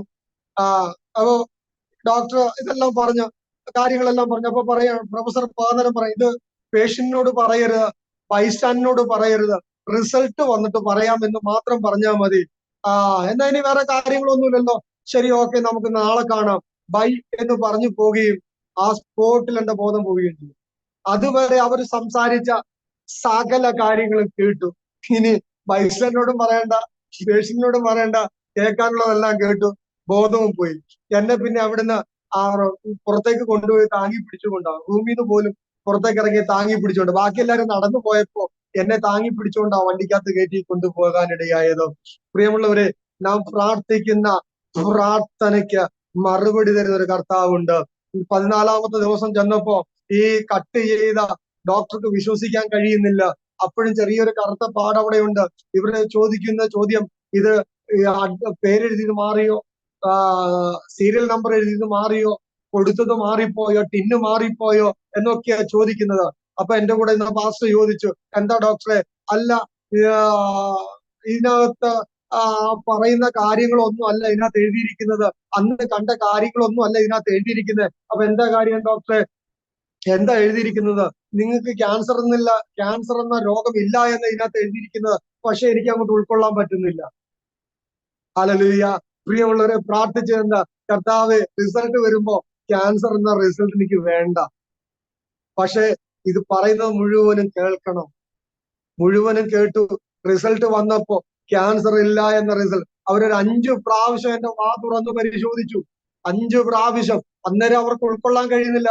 അവരുടനെ ഫോൺ എടുത്ത് ഡോക്ടറോട്, പ്രൊഫസറോട് ഇംഗ്ലീഷിൽ എന്തൊക്കെയോ സംസാരിച്ചു, എന്തൊക്കെയോ കോഡ് ഭാഷകൾ ഉപയോഗിച്ചു. പക്ഷെ ഒന്നും മനസ്സിലായില്ല. കൂടെ നിന്ന ആള് ഇംഗ്ലീഷ് നന്നായി അറിയാവുന്ന ആളായോണ്ട് പുള്ളി തിരിച്ചൊരു ചോദ്യം ചോദിച്ചപ്പോ പിന്നെ പുള്ളിക്കാരെ കോഡ് ഭാഷ ഉപയോഗിക്കാനായിട്ട് തുടങ്ങി. പിന്നെ പറഞ്ഞു, നിങ്ങൾക്ക് അങ്ങനെ ഒരു രോഗമില്ല, നിങ്ങൾക്ക് ഇതുകൊണ്ട് നിങ്ങൾ ഇനി ചെയ്യേണ്ട ഒരു കാര്യമുണ്ട്. നിങ്ങളുടെ അണപ്പല്ലുകൾക്ക് ഭയങ്കര മൂർച്ചയാണ്, അതുകൊണ്ട് അണപ്പല്ലുകളെല്ലാം പറിച്ചു കളയണം എന്ന് പറയാനിടയായി. നോക്കുക, നാം വിശ്വസിക്കുന്ന, നാം പ്രാർത്ഥിക്കുന്ന കർത്താവ്, നാം ആരോടാണോ പ്രാർത്ഥിക്കുന്നത് ആ കർത്താവ് എത്ര നല്ലവനെന്നും ആ കർത്താവ് എത്ര മഹാനെന്നും നമ്മുടെ ജീവിതത്തെ അനുഭവിച്ചറിയുവാൻ കഴിയുന്ന അനുഭവങ്ങളാണ് ദൈവം എന്റെ ജീവിതത്തിൽ നൽകി തന്നത്. പ്രിയമുള്ളവരെ, ദൈവത്തിന്റെ മഹത്വം ഞങ്ങൾക്ക് അവിടെ അനുഭവിച്ചറിയാനിടയായി. വൈഫും കുഞ്ഞുങ്ങളും, ആ കൊച്ചു കുഞ്ഞുങ്ങൾ ആ സമയത്ത് അവർ കൈകളെ കോർത്തിരുന്ന് അവർ പ്രാർത്ഥിച്ചു. ദൈവ ശബ്ദം അവർ കേട്ടു. ദൈവിക വിടുതലുകളെ കാണുവാനിടയായി. അതിനുശേഷം 2019 അവസാനമായപ്പോഴേക്കും എനിക്ക് അറ്റാക്ക് ഉണ്ടായി. അറ്റാക്ക് വെളുപ്പിന് 2 മണി ആയപ്പോ ചെറിയ വേദന തുടങ്ങി. 2:30 ആയപ്പോ സഹിക്കാൻ കഴിഞ്ഞില്ല. 2:30 കഴിഞ്ഞപ്പോ ഞാൻ പുറത്തിറങ്ങി. ഞാൻ സഭയുടെ സെക്രട്ടറിയെ വിളിച്ചു. അദ്ദേഹത്തെ വിളിച്ചിട്ട് പറഞ്ഞു, ഉറങ്ങിയോ? ഇല്ല. എന്താ പാസ്റ്ററെ? നല്ല മഴയും. അപ്പൊ ഞാൻ പറഞ്ഞു, അച്ഛാ, എനിക്ക് നെഞ്ചുവേദന സഹിക്കാൻ കഴിയുന്നില്ല, ഭയങ്കര വേദന, നിങ്ങൾ എളുപ്പം ഒരുങ്ങുക, നമുക്ക് ഹോസ്പിറ്റലിലേക്ക് പോകാം. വേറെ ആരാ ഉള്ളത്? ഞാൻ പറഞ്ഞു, വൈഫിനോട് പറഞ്ഞിട്ടില്ല, അവളെ വിളിക്കുകയും ചെയ്യുന്നില്ല, നമുക്ക് പോകാം എന്ന് പറഞ്ഞ് കയറി വരികയാണ്. അപ്പോൾ അവൾ ഉണർന്നിരുന്ന് പ്രാർത്ഥിക്കുക. 2 മണി മുതൽ അവൾ പ്രാർത്ഥിക്കുന്ന സമയമാണ്. അപ്പൊ ആ സമയത്ത് ഞാൻ പുറത്തിറങ്ങിയിട്ട് അവളോട് പറഞ്ഞു, ഞാൻ ഹോസ്പിറ്റലിലേക്ക് പോകുക, എനിക്ക് ശരീരത്തിന് നല്ല സുഖമില്ല, അതുകൊണ്ട് പോകുക ആണെന്ന് പറയാനിടയായി. അങ്ങനെ പറഞ്ഞ് ഞാൻ വിളിച്ചു. അപ്പൊ വേറെ പയ്യനുണ്ട്, അവനെ വിളിച്ചു. അവൻ വണ്ടി ഓടിക്കുന്ന പയ്യനാണ്. അപ്പൊ അവനെ വിളിച്ചു. സംഗീതം എന്ന് പറയുന്ന സഹോദരനെ വിളിച്ചു. അപ്പൊ അവന്റെ വീട് വരെ വേറെ വണ്ടി ഓടിക്കാൻ ആളില്ല. മഴയായതുകൊണ്ട് അവനും വരാൻ പറ്റുന്നില്ല. അപ്പൊ ഞാൻ തന്നെ വണ്ടി എടുത്തു. നമ്മുടെ സഭയുടെ സെക്രട്ടറിയും കയറ്റി. വലത്തെ കൈ കൊണ്ട് വലത്തെ കൈ കൊണ്ട് സ്റ്റീറിംഗ് പിടിക്കും, ഇടത്തെ കൈ കൊണ്ട് ഗിയറും മാറും, നെഞ്ച് താഞ്ഞിടിക്കുകയും ചെയ്യും. കാരണം ഇടിക്കുമ്പോഴാണ് എനിക്ക് ശ്വാസം കിട്ടുന്നത്. അപ്പൊ പിന്നെ ഇടത്തെ കൈ കൊണ്ട് ഇടിച്ചിട്ട് ശ്വാസം കിട്ടാത്തപ്പോൾ വലത്തെ കൈ കൊണ്ട് ഇടിക്കാൻ തുടങ്ങി. ഇടത്തെ കൈ കൊണ്ട് ഗിയർ മാറും, സ്റ്റീറിംഗ് പിടിക്കും. വളവെല്ലാം ഒറ്റ കൈക്കാണ് പിടിച്ചത്. അത് പിടിച്ച് വണ്ടി ഓടിച്ച് മുൻപോട്ട് പോയി. അവിടെ വന്ന് അവനെ കയറ്റി പുറത്തോട്ടിറങ്ങി, പുറകോട്ട് മാറ്റി. പിന്നെ 2 കൈ കൊണ്ട് ഇടിക്കാൻ തുടങ്ങി. അവസാനം ചെന്ന ഉടനെ അത്യാഹിതത്തിലേക്ക് കയറ്റി അവിടെ അഡ്മിറ്റ് അവിടെ കിടത്തി മരുന്ന് തന്നു, ഗുളിക തന്നു, ഇഞ്ചക്ഷൻ എടുത്തു. കുറെ കഴിഞ്ഞിട്ട് എനിക്ക് ശ്വാസം കിട്ടാൻ കഴിയാതെ വന്നപ്പോ കണ്ണെല്ലാം പുറത്തേക്ക് തള്ളി. റെഡ് ലൈറ്റ് മാറ്റിക്കൊള്ളാനായിട്ട് റെഡ് ലൈറ്റ് മാറ്റാൻ പറഞ്ഞപ്പോഴത്തേക്ക് ഞാൻ വാ വിട്ട് കരയാൻ തുടങ്ങി. കാരണം എനിക്ക് ശ്വാസം കിട്ടില്ല. കരയുമ്പോഴും വാ പൊളിച്ചിരിക്കുമ്പോഴും ഒക്കെ ശ്വാസം കിട്ടുന്നത്. അങ്ങനെ കരയാൻ തുടങ്ങിയപ്പോഴത്തേക്ക് നന്നായി ശ്വാസം കിട്ടുന്നുണ്ട്. അപ്പൊ ആ സമയത്ത് ഒരു ഡോക്ടർ ദയനീയമായ ഒരു നോട്ടം എന്നെ നോക്കാനിടയായി. ഇത് ഈ പയ്യനും കണ്ടു, ഈ ഞങ്ങളുടെ സഭയുടെ സെക്രട്ടറി സാം എന്ന് പറയുന്ന പ്രിയച്ചാനും കാണാനിടയായി. അവരും കരയാനായിട്ട് തുടങ്ങി. എങ്കിലും ദൈവം അവിടുന്ന് അത്ഭുതകരമായി വിടുവിച്ചു. പുറത്തു വന്നു. വീണ്ടും 2 ആഴ്ചകൾക്ക് ശേഷം വീണ്ടും അതേ സമയത്ത് എനിക്ക് നെഞ്ചുവേദന തുടങ്ങി. പെട്ടെന്ന് ഹോസ്പിറ്റലിൽ അഡ്മിറ്റ് ആയി. ദൈവത്തിന്റെ പ്രവൃത്തി കാണാനായിട്ട് തുടങ്ങിയ സമയമാണ്. കാരണം ഞങ്ങളൊരു പുതിയ പ്രവർത്തനത്തിലേക്ക് മാറാനായിട്ട് ആഗ്രഹിക്കുമ്പോൾ പലരും ചോദിച്ചു, സാമ്പത്തികം എങ്ങനെയാ? അപ്പൊ 2 പ്രാവശ്യം ഞാൻ ദൈവത്തിൽ, എങ്ങനെയാ കർത്താവ്, പുതിയ പ്രവർത്തനത്തിലേക്ക് പോയാൽ എന്താ ഒരു കാര്യം, എങ്ങനെ കാര്യങ്ങൾ നടക്കും? പഴയ ചർച്ച ആണെങ്കിൽ അടുത്ത മാസം കിട്ടുമ്പോ തരാമെന്ന് പറഞ്ഞ ആദ്യം നിങ്ങൾക്ക് തിരിമറി നടത്താം. ഈ പുതിയ പ്രവർത്തനത്തിന് പോയാൽ എന്ത് ചെയ്യുമെന്നുള്ള ചോദ്യം 2 പ്രാവശ്യം ഞാൻ കർത്താവിനോട് ചോദിച്ചപ്പോ കർത്താവ് എന്നോട് ഒരു മറുപടി തന്നു. ഞാൻ നിന്നെ പഠിപ്പിക്കാൻ പോകുകയാ, ഞാൻ നിന്നെ പഠിപ്പിക്കാനായിട്ട് പോകുകയാ. എന്നെ കർത്താവ് പഠിപ്പിച്ചത് അറ്റാക്കിലൂടെയാ. കാരണം അന്ന് ഞങ്ങളുടെ കയ്യില് 500 രൂപ അല്ലാതെ വേറെ പൈസ ഒന്നും കയ്യിലില്ല. അറ്റാക്ക് എന്ന റിസൾട്ട് വരുമ്പോ അല്ലെങ്കിൽ ഡോക്ടർ പറയുമ്പോ ഞങ്ങളുടെ കയ്യിൽ ആകെ ഉള്ളത് 500 രൂപയാ. ആ 500 രൂപ കൊണ്ട് മെഡിക്കൽ കോളേജിൽ നിന്ന് ഡിസ്ചാർജ് ആയി സകല മരുന്നും ആ യാത്രാ ചെലവും കംപ്ലീറ്റ് കാര്യങ്ങളും എല്ലാം കൂടെ ഏകദേശം 1,4 ലക്ഷം രൂപയോളമായി. അതിനകത്ത് ഞങ്ങളുടെ കയ്യിൽ ഉണ്ടായിരുന്നു എന്ന് പറയാൻ ആകെ 500 രൂപയാ ഉള്ളത്. ബാക്കി ആ കംപ്ലീറ്റ് പൈസയും ദൈവം ഞങ്ങൾക്ക് തരികയാണ് ചെയ്തത്. പലരിലൂടെ, വിശ്വാസികളിലൂടെ, സ്നേഹിതരിലൂടെ ഒക്കെ നല്ല ഒരു എമൗണ്ട് കർത്താവ് ഞങ്ങൾക്ക് തന്നു. അങ്ങനെ കർത്താവ് എങ്ങനെ നടത്തുമെന്ന് ഞങ്ങളെ പഠിപ്പിക്കാനായിട്ട് തുടങ്ങി. അതിനുശേഷം ആ 2 വർഷം ആയപ്പോ കൊറോണ പിടിച്ചു. കണ്ണൂര് വീട്ടിൽ ചെന്നപ്പോ കൊറോണ പിടിച്ചു. രാത്രി 12 മണിക്ക് ആംബുലൻസ് വന്ന് എന്നെ കണ്ണൂർ ജില്ലാ ആശുപത്രിയിലേക്ക് കൊണ്ടുപോയി. അവിടെ ചെന്ന് വളരെ സീരിയസ് ആകുന്ന അനുഭവം ഉണ്ടായി. ചുമ തുടങ്ങിയിട്ട് നിൽക്കുന്നില്ല. അങ്ങനെ ഡോക്ടർ വന്നു പരിശോധിച്ചിട്ട് ചോദിച്ചു, നിങ്ങൾക്ക് എന്താ രോഗമുള്ളത്? ഷുഗർ ഉണ്ടോ? ഉണ്ട്. പ്രഷർ ഉണ്ടോ? പ്രഷർ ഇല്ല. കൊളസ്ട്രോൾ ഉണ്ടോ? കൊളസ്ട്രോൾ ഇല്ല. പിന്നെ എന്താ നിങ്ങൾക്ക് വേറെയുള്ള രോഗം എന്താ? ഞാൻ പറഞ്ഞു, സാറേ എനിക്ക് വാദമുണ്ട്, ചിക്കൻ ഗുനിയ പിടിച്ചെന്റെ വാദമുണ്ട്, അതിന്റെ വേദനയുണ്ട്, പിന്നെ അറ്റാക്ക് കഴിഞ്ഞതാണ്, ഷുഗർ ഉണ്ട്. ഇതൊക്കെ പറഞ്ഞപ്പോ ഇദ്ദേഹം എഴുതി എമർജൻസി വെന്റിലേറ്റർ ബെഡ് എന്ന് പറഞ്ഞ എനിക്ക് എന്റെ കയ്യിലിരുന്ന പേപ്പറിനകത്ത് എഴുതി തന്ന സിസ്റ്ററെ വിളിച്ച് പറഞ്ഞിട്ട് പോയി.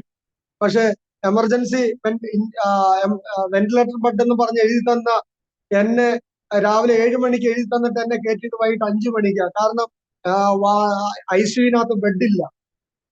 ബെഡ് കിട്ടണമെങ്കിൽ അവിടെ കിടക്കുന്ന ആരെങ്കിലും കറുത്ത കവറിനകത്ത് പുറത്തേക്ക് ഇറങ്ങണം, എങ്കിൽ മാത്രമേ എനിക്ക് അകത്തേക്ക് കയറാനായിട്ട് കഴിയത്തുള്ളൂ.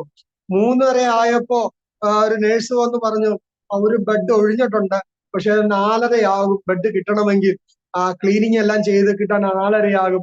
അപ്പൊ അത്രയും സമയം കൂടെ നിങ്ങൾ ഇവിടെ തന്നെ കിടക്കേണ്ടി വരും. ഞാൻ പറഞ്ഞു, കുഴപ്പമില്ല, ഇപ്പൊ എനിക്ക് ആശ്വാസം ഉണ്ടെന്ന് പറഞ്ഞിട്ടും അവര് പറഞ്ഞില്ല, ഈ ഡോക്ടർ എഴുതി ഞങ്ങൾക്ക് ചെയ്തേ പറ്റുള്ളൂ, നിങ്ങൾ ഇവിടെ ഉള്ളതിൽ ഏറ്റവും വലിയ ക്രിട്ടിക്കൽ സ്റ്റേജിലുള്ള ആള് നിങ്ങളാ, അതുകൊണ്ട് നിങ്ങളെ മാറ്റിയേ പറ്റുള്ളൂ എന്ന് ഡോക്ടർ പറഞ്ഞിട്ടുണ്ട് എന്ന് പറയാനിടയായി. അങ്ങനെ ICUവിനകത്ത് കയറിയപ്പോഴാണ് അവിടെ മരിക്കുന്ന ആൾക്കാരുടെ എണ്ണത്തെ കൃത്യമായിട്ട് കാണാനായിട്ട് ഇടയായത്. പലരും പുറത്തുനിന്ന് വരുന്ന പല പേഷ്യൻസിനെയും വേണ്ടി അവിടെ സിസ്റ്റർമാർ കഷ്ടപ്പെടുന്ന കഷ്ടപ്പാട് ശരിക്ക് കാണാനിടയത് ICUവിനകത്താ. 5-6 പേരാണ് ഒരു രോഗിയുടെ പിന്നാലെ നിൽക്കുന്നത്.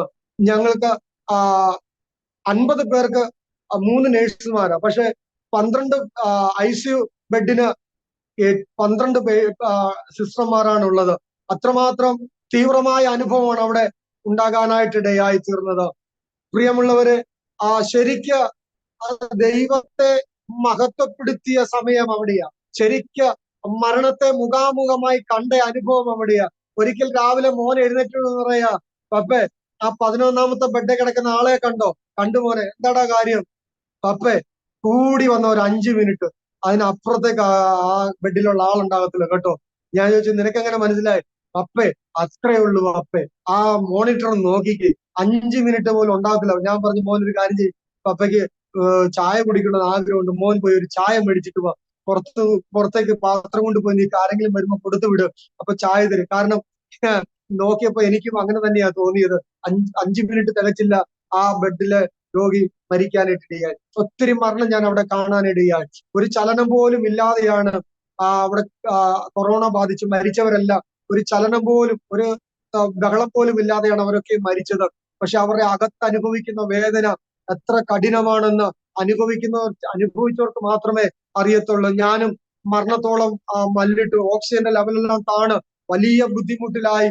ഞാൻ ഓക്സിജനിലാണ് പിന്നീട് എന്റെ കുറെ ദിവസങ്ങളിലെ എന്റെ ജീവിതം മുന്നോട്ട് ഇടയായി തീർന്നത്.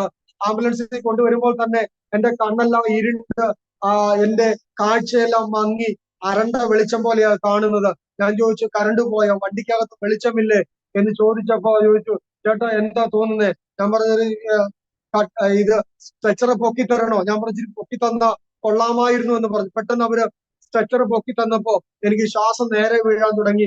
അല്പമായി കണ്ണൊന്ന് തെളിഞ്ഞു. ചോദിച്ചു, ഇപ്പൊ എങ്ങനെയുണ്ടെന്ന് ചോദിച്ചപ്പോ പറഞ്ഞു, ഇപ്പൊ എനിക്ക് ചെറിയൊരു ആശ്വാസമുണ്ട്, ഇപ്പോഴാ എനിക്ക് ശ്വാസം നേരെ വീഴാൻ തുടങ്ങിയതെന്ന് പറഞ്ഞു.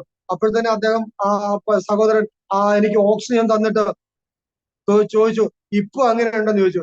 ആഹാ, ഇത്രയും വെളിച്ചം ഉണ്ടായിട്ടാണോ ഞാൻ ഇത്രയും നാൾ ഈ ഇരുട്ടത്തിരുന്നേന്ന് ചോദിച്ചു. അപ്പൊ പറഞ്ഞു, എന്റെ പൊന്നു ചേട്ടാ, ഇത് നേരത്തെ പറയേണ്ടതല്ലായിരുന്നോ? ഞങ്ങളെ നിങ്ങൾ കൊലയ്ക്ക് കൊടുക്കുമോ എന്ന് ചോദിച്ചു. ഞാൻ പറഞ്ഞു, ഒരു കുഴപ്പമില്ല, നിങ്ങൾ ഇപ്പൊ പൊക്കോ, യാതൊരു പ്രശ്നവും ഇല്ല, എനിക്കിപ്പൊ നന്നായി കണ്ണ് തെളിയുന്നുണ്ട്. കാരണം ഓക്സിജൻ പോയിട്ട് എന്റെ കണ്ണിന്റെ കാഴ്ച പോലും മങ്ങിപ്പോയ അനുഭവം, മരണത്തോടടുത്ത് അപ്പൊ പിന്നീടാണ് ആ ആ സഹോദരൻ ഹോസ്പിറ്റലിൽ ചെന്നപ്പോ പറഞ്ഞത്, നിങ്ങൾ ഞങ്ങളെ ശരിക്കും പേടിപ്പിച്ചു കേട്ടോ, നിങ്ങളുടെ കണ്ണ് ഇരുണ്ടുപോയെന്ന് പറഞ്ഞപ്പോ നിങ്ങൾ മരണത്തിന്റെ വക്കോളം എത്തി നിൽക്കുകയാ, അതിൽ നിന്നാണ് നിങ്ങൾ പുറത്തു വന്നത്, എങ്കിലും ഞങ്ങൾക്ക് ആശ്വാസം ഉണ്ടായി എന്ന് അവർ പറയാനിടയായി തീർന്നു. പ്രിയമുള്ളവരെ, ഞാൻ ഇത് ഞാൻ നേരത്തെ പറഞ്ഞ ഒരു വചനം, ഞാൻ മരിക്കുകയില്ല നിശ്ചയം, ജീവനോടെ ഇരുന്ന് യഹോവയുടെ പ്രവൃത്തിയെ വർണ്ണിക്കുമെന്ന് പറഞ്ഞതിന്റെ കാരണം, ദൈവം എന്നെ കൊണ്ട് ചില സംഭവങ്ങൾ ചെയ്യിക്കുമെന്നും ചിലതൊക്കെ നിന്നിലൂടെ ഞാൻ പ്രവർത്തിക്കുമെന്ന് പറഞ്ഞ ചില കാര്യങ്ങൾ ഇതുവരെ പൂർത്തിയായിട്ടില്ല. അതുകൊണ്ട് എനിക്ക് ഒരു കാര്യമുണ്ട്, ഇനി കൊറോണയല്ല, ആ അറ്റാക്ക് വന്നാൽ പോലും മരിക്കത്തില്ല. കാരണം എന്നെ കൊണ്ട് ദൈവം ചെയ്യിക്കുമെന്ന് പറഞ്ഞ ഒരു കാര്യങ്ങളിലേക്ക് ഞാൻ ഇതുവരെ പ്രവേശിച്ചിട്ടില്ല. അതുകൊണ്ട് എനിക്ക് പൂർണ്ണ ധൈര്യമുണ്ട്. ദൈവത്തിന്റെ വാഗ്ദത്തങ്ങളെ പ്രാപിക്കാതെ ഞാൻ ഈ ലോകം വിട്ടുപോകത്തില്ല. നിരാശയുടെ നടുവിൽ ഞാൻ ഇങ്ങനെ പറഞ്ഞിട്ടുണ്ട്, ഒരുപക്ഷെ ഞാൻ കിടന്നുപോയെന്ന് വന്നേക്കാം, എങ്കിലും ഞാൻ എൻ്റെ വാഗ്ദത്തത്തെ പ്രാപിക്കാതെ ഞാൻ മരിക്കത്തില്ല. ഞാൻ കിടന്നുകൊണ്ടാണെങ്കിലും ഞാൻ വാഗ്ദത്തം പ്രാപിക്കും. ഇനി കിടന്നാൽ എന്റെ ശരീരം പൊട്ടത്തില്ല, എന്റെ ശരീരം പുഴുവരിക്കത്തില്ല.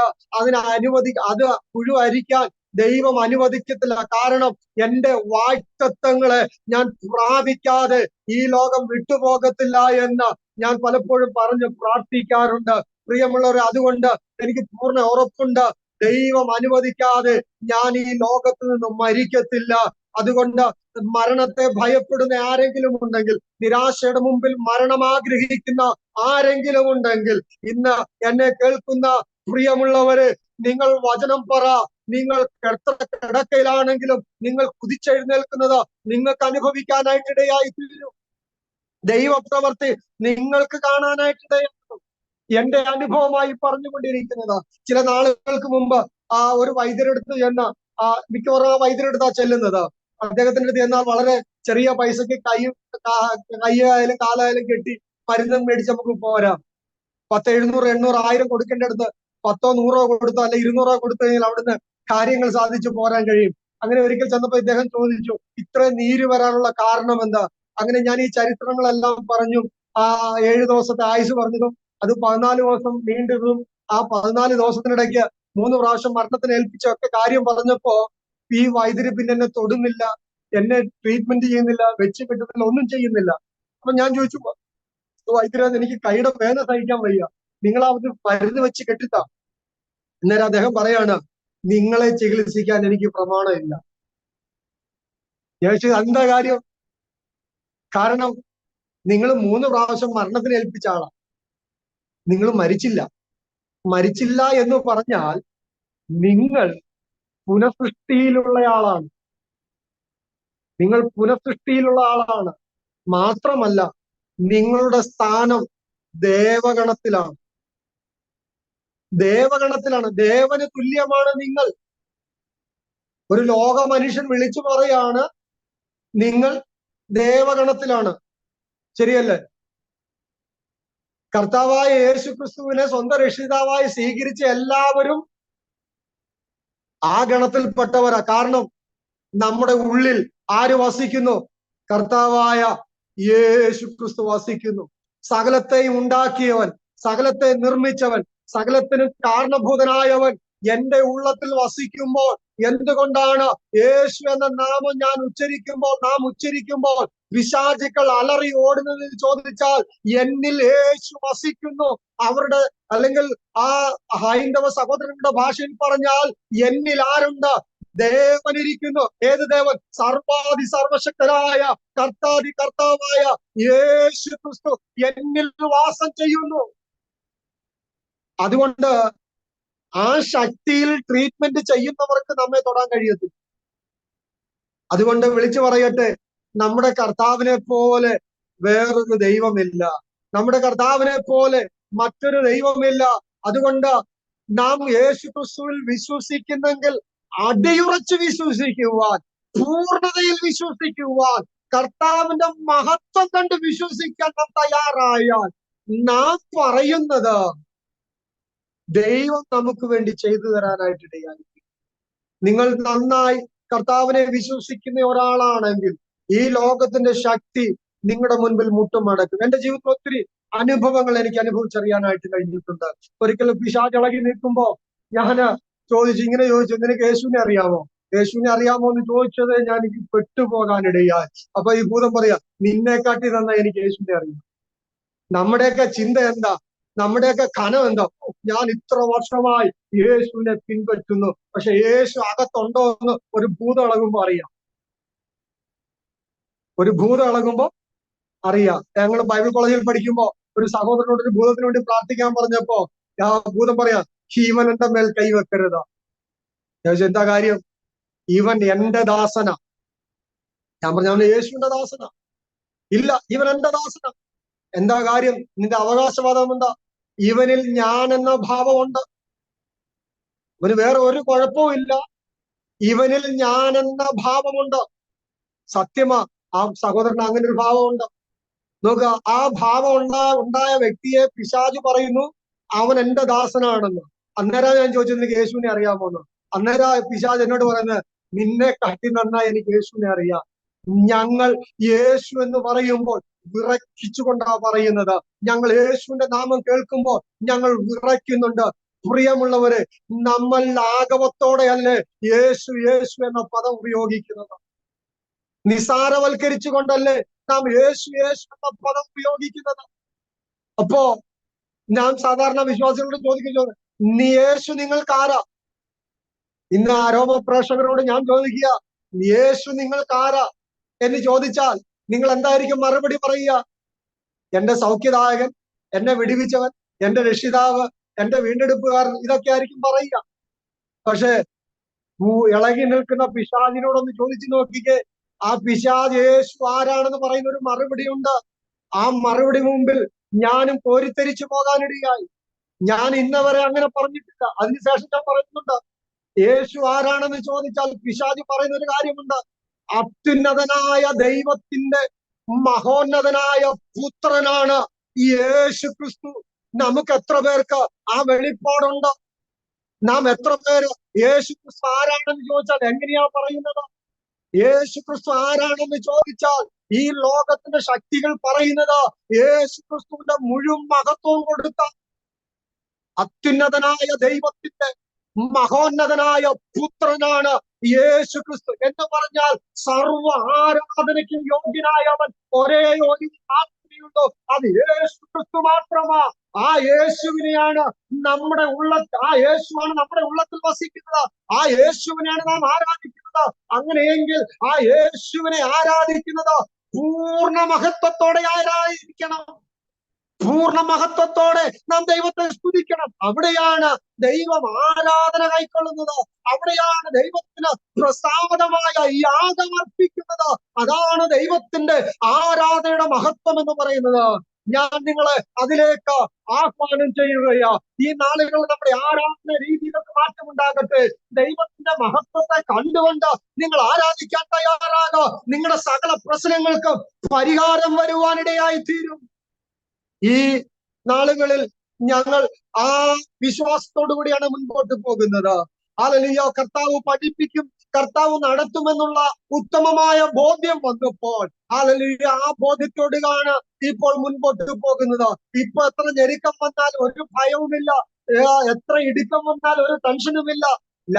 സന്തോഷത്തോടെ ഒരു ലാവിഷായി ജീവിക്കുന്ന ഒരു വ്യക്തിയെ പോലെയാണ് ഞങ്ങൾ നടക്കുന്നത്.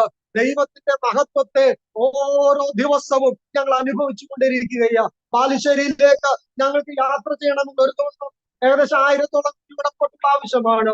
1500 അവിടെ വാടക കൊടുക്കണം. പ്രിയമുള്ളവരെ, ഒറ്റയാഴ്ച ആരാധന മുടക്കേണ്ടി വന്നിട്ടില്ല, ഒറ്റയാഴ്ച കടം പറയേണ്ടി വന്നിട്ടില്ല. ആ രാത്രി 12 മണിക്ക് മുമ്പായിട്ട് അല്ലെങ്കിൽ പകൽ ഞായറാഴ്ച 2 മണിക്കുള്ളിലായിട്ട് ഞങ്ങൾ അവിടെ കൊടുക്കേണ്ട സകല എമൗണ്ടും ഞങ്ങളുടെ കയ്യിൽ എത്തിച്ചേരാറുണ്ട്. നോക്ക്, കർത്താവ് വാക്ക് പറഞ്ഞാൽ മാറാത്ത കർത്താവായി കൂടെയുണ്ട്. ഹല്ലേലൂയ. നിന്നെ ഒരു നാളും അനാഥനായി വിടുകയില്ലെന്ന് പറഞ്ഞാൽ അത് അങ്ങനെ തന്നെ സംഭവിക്കാൻ. ഒരു കാര്യം കൂടെ ഓർപ്പിച്ചു കൊള്ളട്ടെ. അല്ലെങ്കിൽ ഒരു അനുഭവം കൂടെ. കൊറോണ കാലത്ത് ഒരു വലിയ ബുദ്ധിമുട്ടിന്റെ കാലമായിരുന്നു എല്ലാവർക്കും. ആർക്കും ആരെയും സഹായിക്കാൻ കഴിയാതിരുന്ന കാലം. അല്ലെങ്കിൽ ആ സമയത്ത് ഞങ്ങളുടെ ചർച്ചിലുണ്ടായിരുന്ന ഒരു വിശ്വാസി അടുത്തുള്ള ആ ഹിന്ദുക്കളിൽ നിന്ന് രക്ഷിക്കപ്പെട്ടു വന്നൊരു അമ്മച്ചി ആ പറഞ്ഞു, കുറെ ചക്കുരു ഇരിക്കുന്നുണ്ട്, ആർക്കാ കൊടുക്കുക എന്ന് ചോദിച്ചപ്പോ ഈ വിശ്വാസിക്കറിയാം എനിക്കിത് ഭയങ്കര ഇഷ്ടമാണെന്നറിയാം. അങ്ങനെ ഈ വിശ്വാസി പറഞ്ഞു, ഇത് ഇഷ്ടപ്പെടുന്ന ഒരു പാസ്റ്റർ ഉണ്ട്, വിളിക്കട്ടെ എന്ന് ചോദിച്ചു.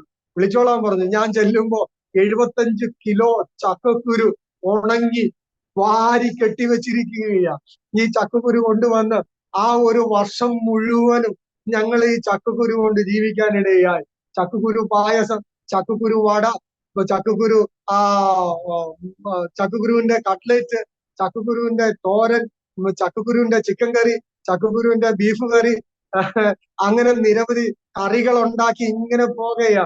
അങ്ങനെ ഇരിക്കുമ്പോ മോൻ പറഞ്ഞു, പപ്പേ ഇതിന്റെ സ്ഥിതിക്കൊന്ന് മാറ്റം വരുത്തണം. എന്താ മോനെ? അവൻ വയറെ ഇറുക്കി പിടിച്ചിട്ട് പറയാ, വേദന സഹിക്കാൻ കഴിയുന്നില്ല പപ്പേ, എന്തെങ്കിലും മാറ്റം വരുത്തിയേ പറ്റുള്ളൂ.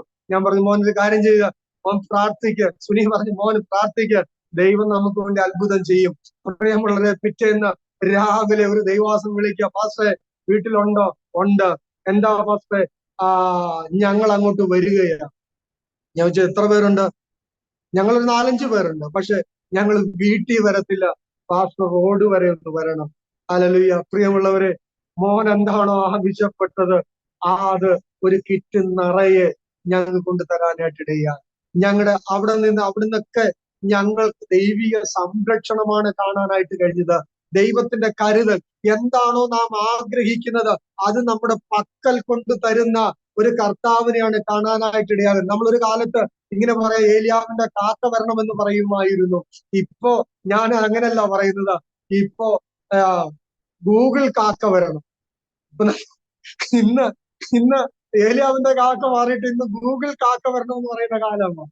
ഇന്ന് ഗൂഗിൾ കാക്ക വന്നാൽ നമുക്ക് ഭയങ്കര സന്തോഷമാ. ഇനി ഗൂഗിൾ കാക്ക വന്നില്ലേലും ഞങ്ങൾക്ക് സന്തോഷമാ.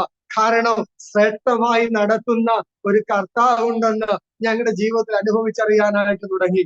പ്രിയമുള്ളവര്, എന്തെങ്കിലും കഴിക്കാൻ കാലമായപ്പോ ഞങ്ങളെല്ലാം രോഗികളായി. ഹല്ലേലൂയ. എനിക്കൊരു മാസം 9,000 രൂപയുടെ മരുന്ന് വേണമായിരുന്നു. ഞാൻ ദീർഘകാലമായിട്ട് പ്രാർത്ഥിക്കും, കർത്താവേ ഈ ഭൂമിയിലുള്ള സകല ആഹാരം എനിക്ക് കഴിക്കണം. എത്ര രോഗം ഉണ്ടെങ്കിലും എനിക്ക് ഇതെല്ലാം കഴിക്കണം. കാരണം നീ ഇതെല്ലാം കഴിക്കാൻ ഉണ്ടാക്കിയതാ. അതുകൊണ്ട് എനിക്ക് കഴിച്ചേ പറ്റുള്ളൂ. അതുകൊണ്ട് എനിക്ക് സ്പെഷ്യൽ ആയിട്ടുള്ള ചില സാധനങ്ങളുണ്ട്, എനിക്കത് കഴിച്ചേ പറ്റത്തുള്ളൂ. അത് ഏറ്റവും മധുരമുള്ള സാധനങ്ങളുമാണ്. ഒന്നായ അരിയലുവ, അടപ്രഥമൻ, ഇങ്ങനെയൊക്കെയുള്ള സാധനങ്ങൾ എനിക്ക് ഭയങ്കര ഇഷ്ടമാണ്. അപ്പൊ അതൊക്കെ കഴിക്കാൻ സമ്മതിക്കത്തില്ല. അതുകൊണ്ട് എനിക്കത് കഴിച്ചേ പറ്റത്തുള്ളൂ.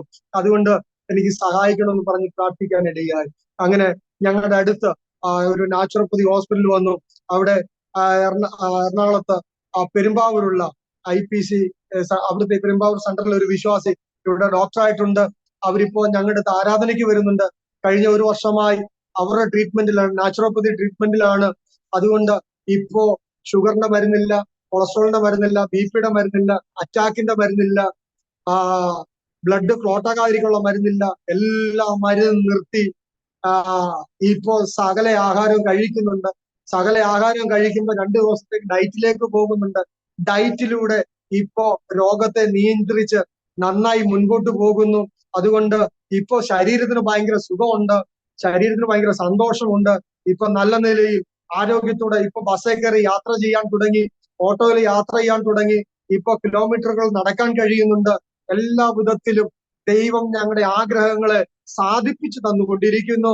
ഇനി ഞങ്ങൾക്ക് ആഗ്രഹം ഈ വർഷം ഒരു 3 വർഷത്തിനുള്ളിൽ ഒരു 30 കുടുംബത്തെ ഞങ്ങൾക്ക് കിട്ടണമെന്ന് ഈ ദിവസങ്ങളിൽ പ്രാർത്ഥിച്ചുകൊണ്ടിരിക്കുന്നു. ഒരു വർഷം 10 കുടുംബം വെച്ച് 3 വർഷം, അതായത് 1000 ദിവസത്തിനുള്ളിൽ 30 കുടുംബത്തെ കിട്ടാൻ വേണ്ടി ഞങ്ങൾ ആഗ്രഹിച്ച് പ്രാർത്ഥിക്കുന്നു. അരോമ TV-ക്കാരോട് ഞങ്ങൾ ആവശ്യപ്പെടുന്നു, ഞങ്ങൾക്ക് വേണ്ടി ശക്തമായി പ്രാർത്ഥിക്കണം. കടുപ്പമേറിയ ദേശത്താണ് ഞങ്ങൾ ഉള്ളത്. അതുകൊണ്ട് 1000 ദിവസത്തിൽ 30 കുടുംബത്തിന് വേണ്ടി നിങ്ങൾ പ്രാർത്ഥിക്കണമെന്ന് ഞങ്ങൾ പ്രാർത്ഥന ചോദിക്കുന്നു. നിങ്ങൾ നന്നായി പ്രാർത്ഥിക്കുന്നവരാണെന്ന് പല അനുഭവങ്ങളിൽ നിന്ന് ഞങ്ങൾ കേട്ടിട്ടുണ്ട്. അതുകൊണ്ട് നിങ്ങളുടെ പ്രാർത്ഥനയെ ചോദിക്കുന്നു. ഇങ്ങനെ അനുഭവങ്ങൾ പങ്കുവെക്കുവാൻ അവസരം തന്ന പ്രിയ Aroma TV director Daniel John പാസ്റ്റർക്കും തന്റെ കുടുംബത്തിനും തന്റെ ശുശ്രൂഷയ്ക്കും സകലവിധ നന്മകളും നേരുന്നു.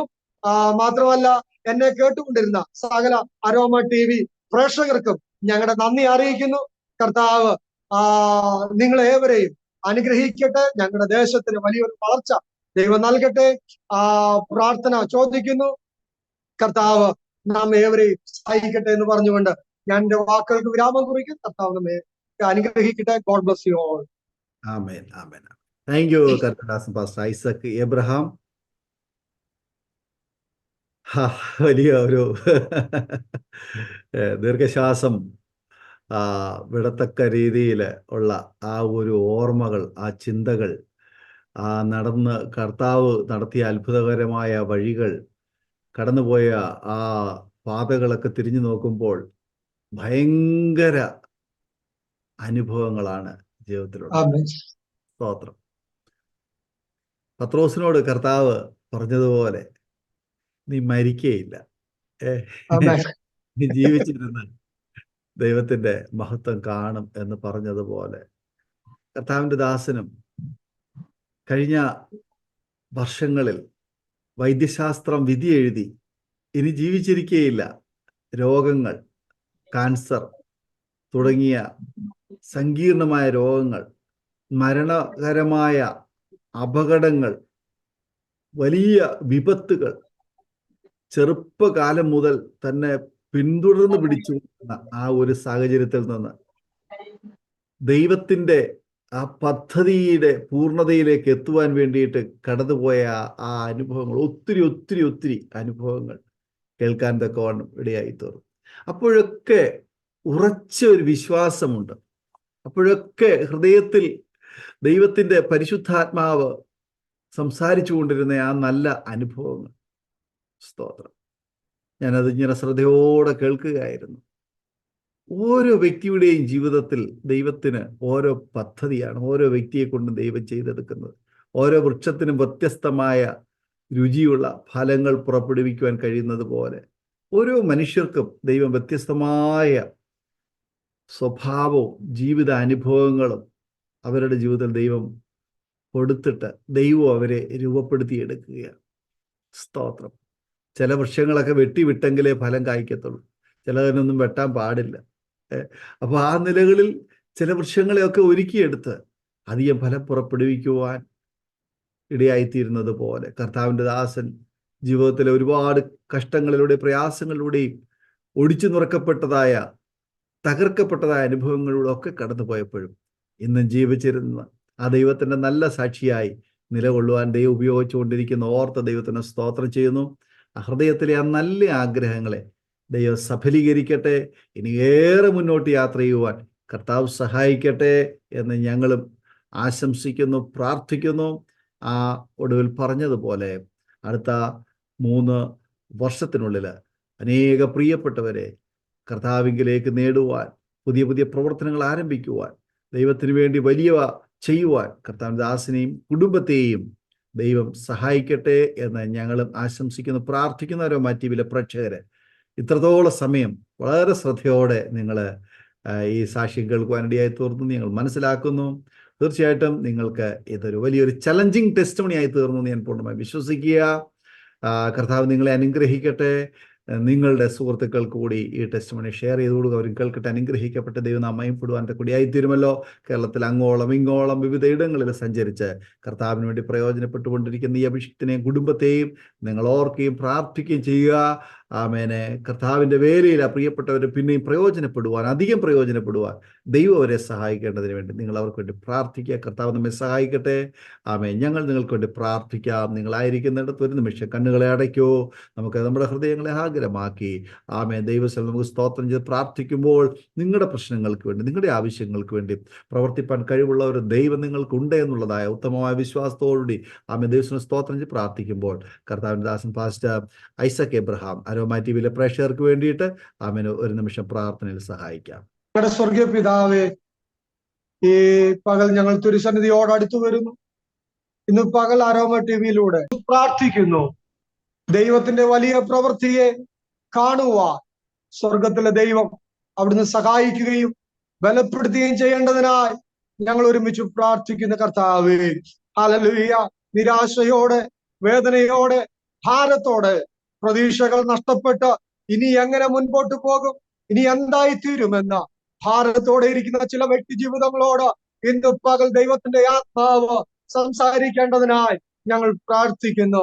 കർത്താവിനെ അറിഞ്ഞുവെങ്കിലും പലപ്പോഴും ശോധനയുടെ വേദനയുടെ നടുവിൽ മതി മതി മരിച്ചാൽ മതി എന്ന് പറയുന്ന ചില വ്യക്തി ജീവിതങ്ങളോട് കർത്താവെ ഇന്ന് പകൽ വ്യക്തവും ശക്തവുമായി അവിടുന്ന് ഇടപെടേണ്ടതിനായി ഞങ്ങൾ ഒരുമിച്ച് പ്രാർത്ഥിക്കുന്നു.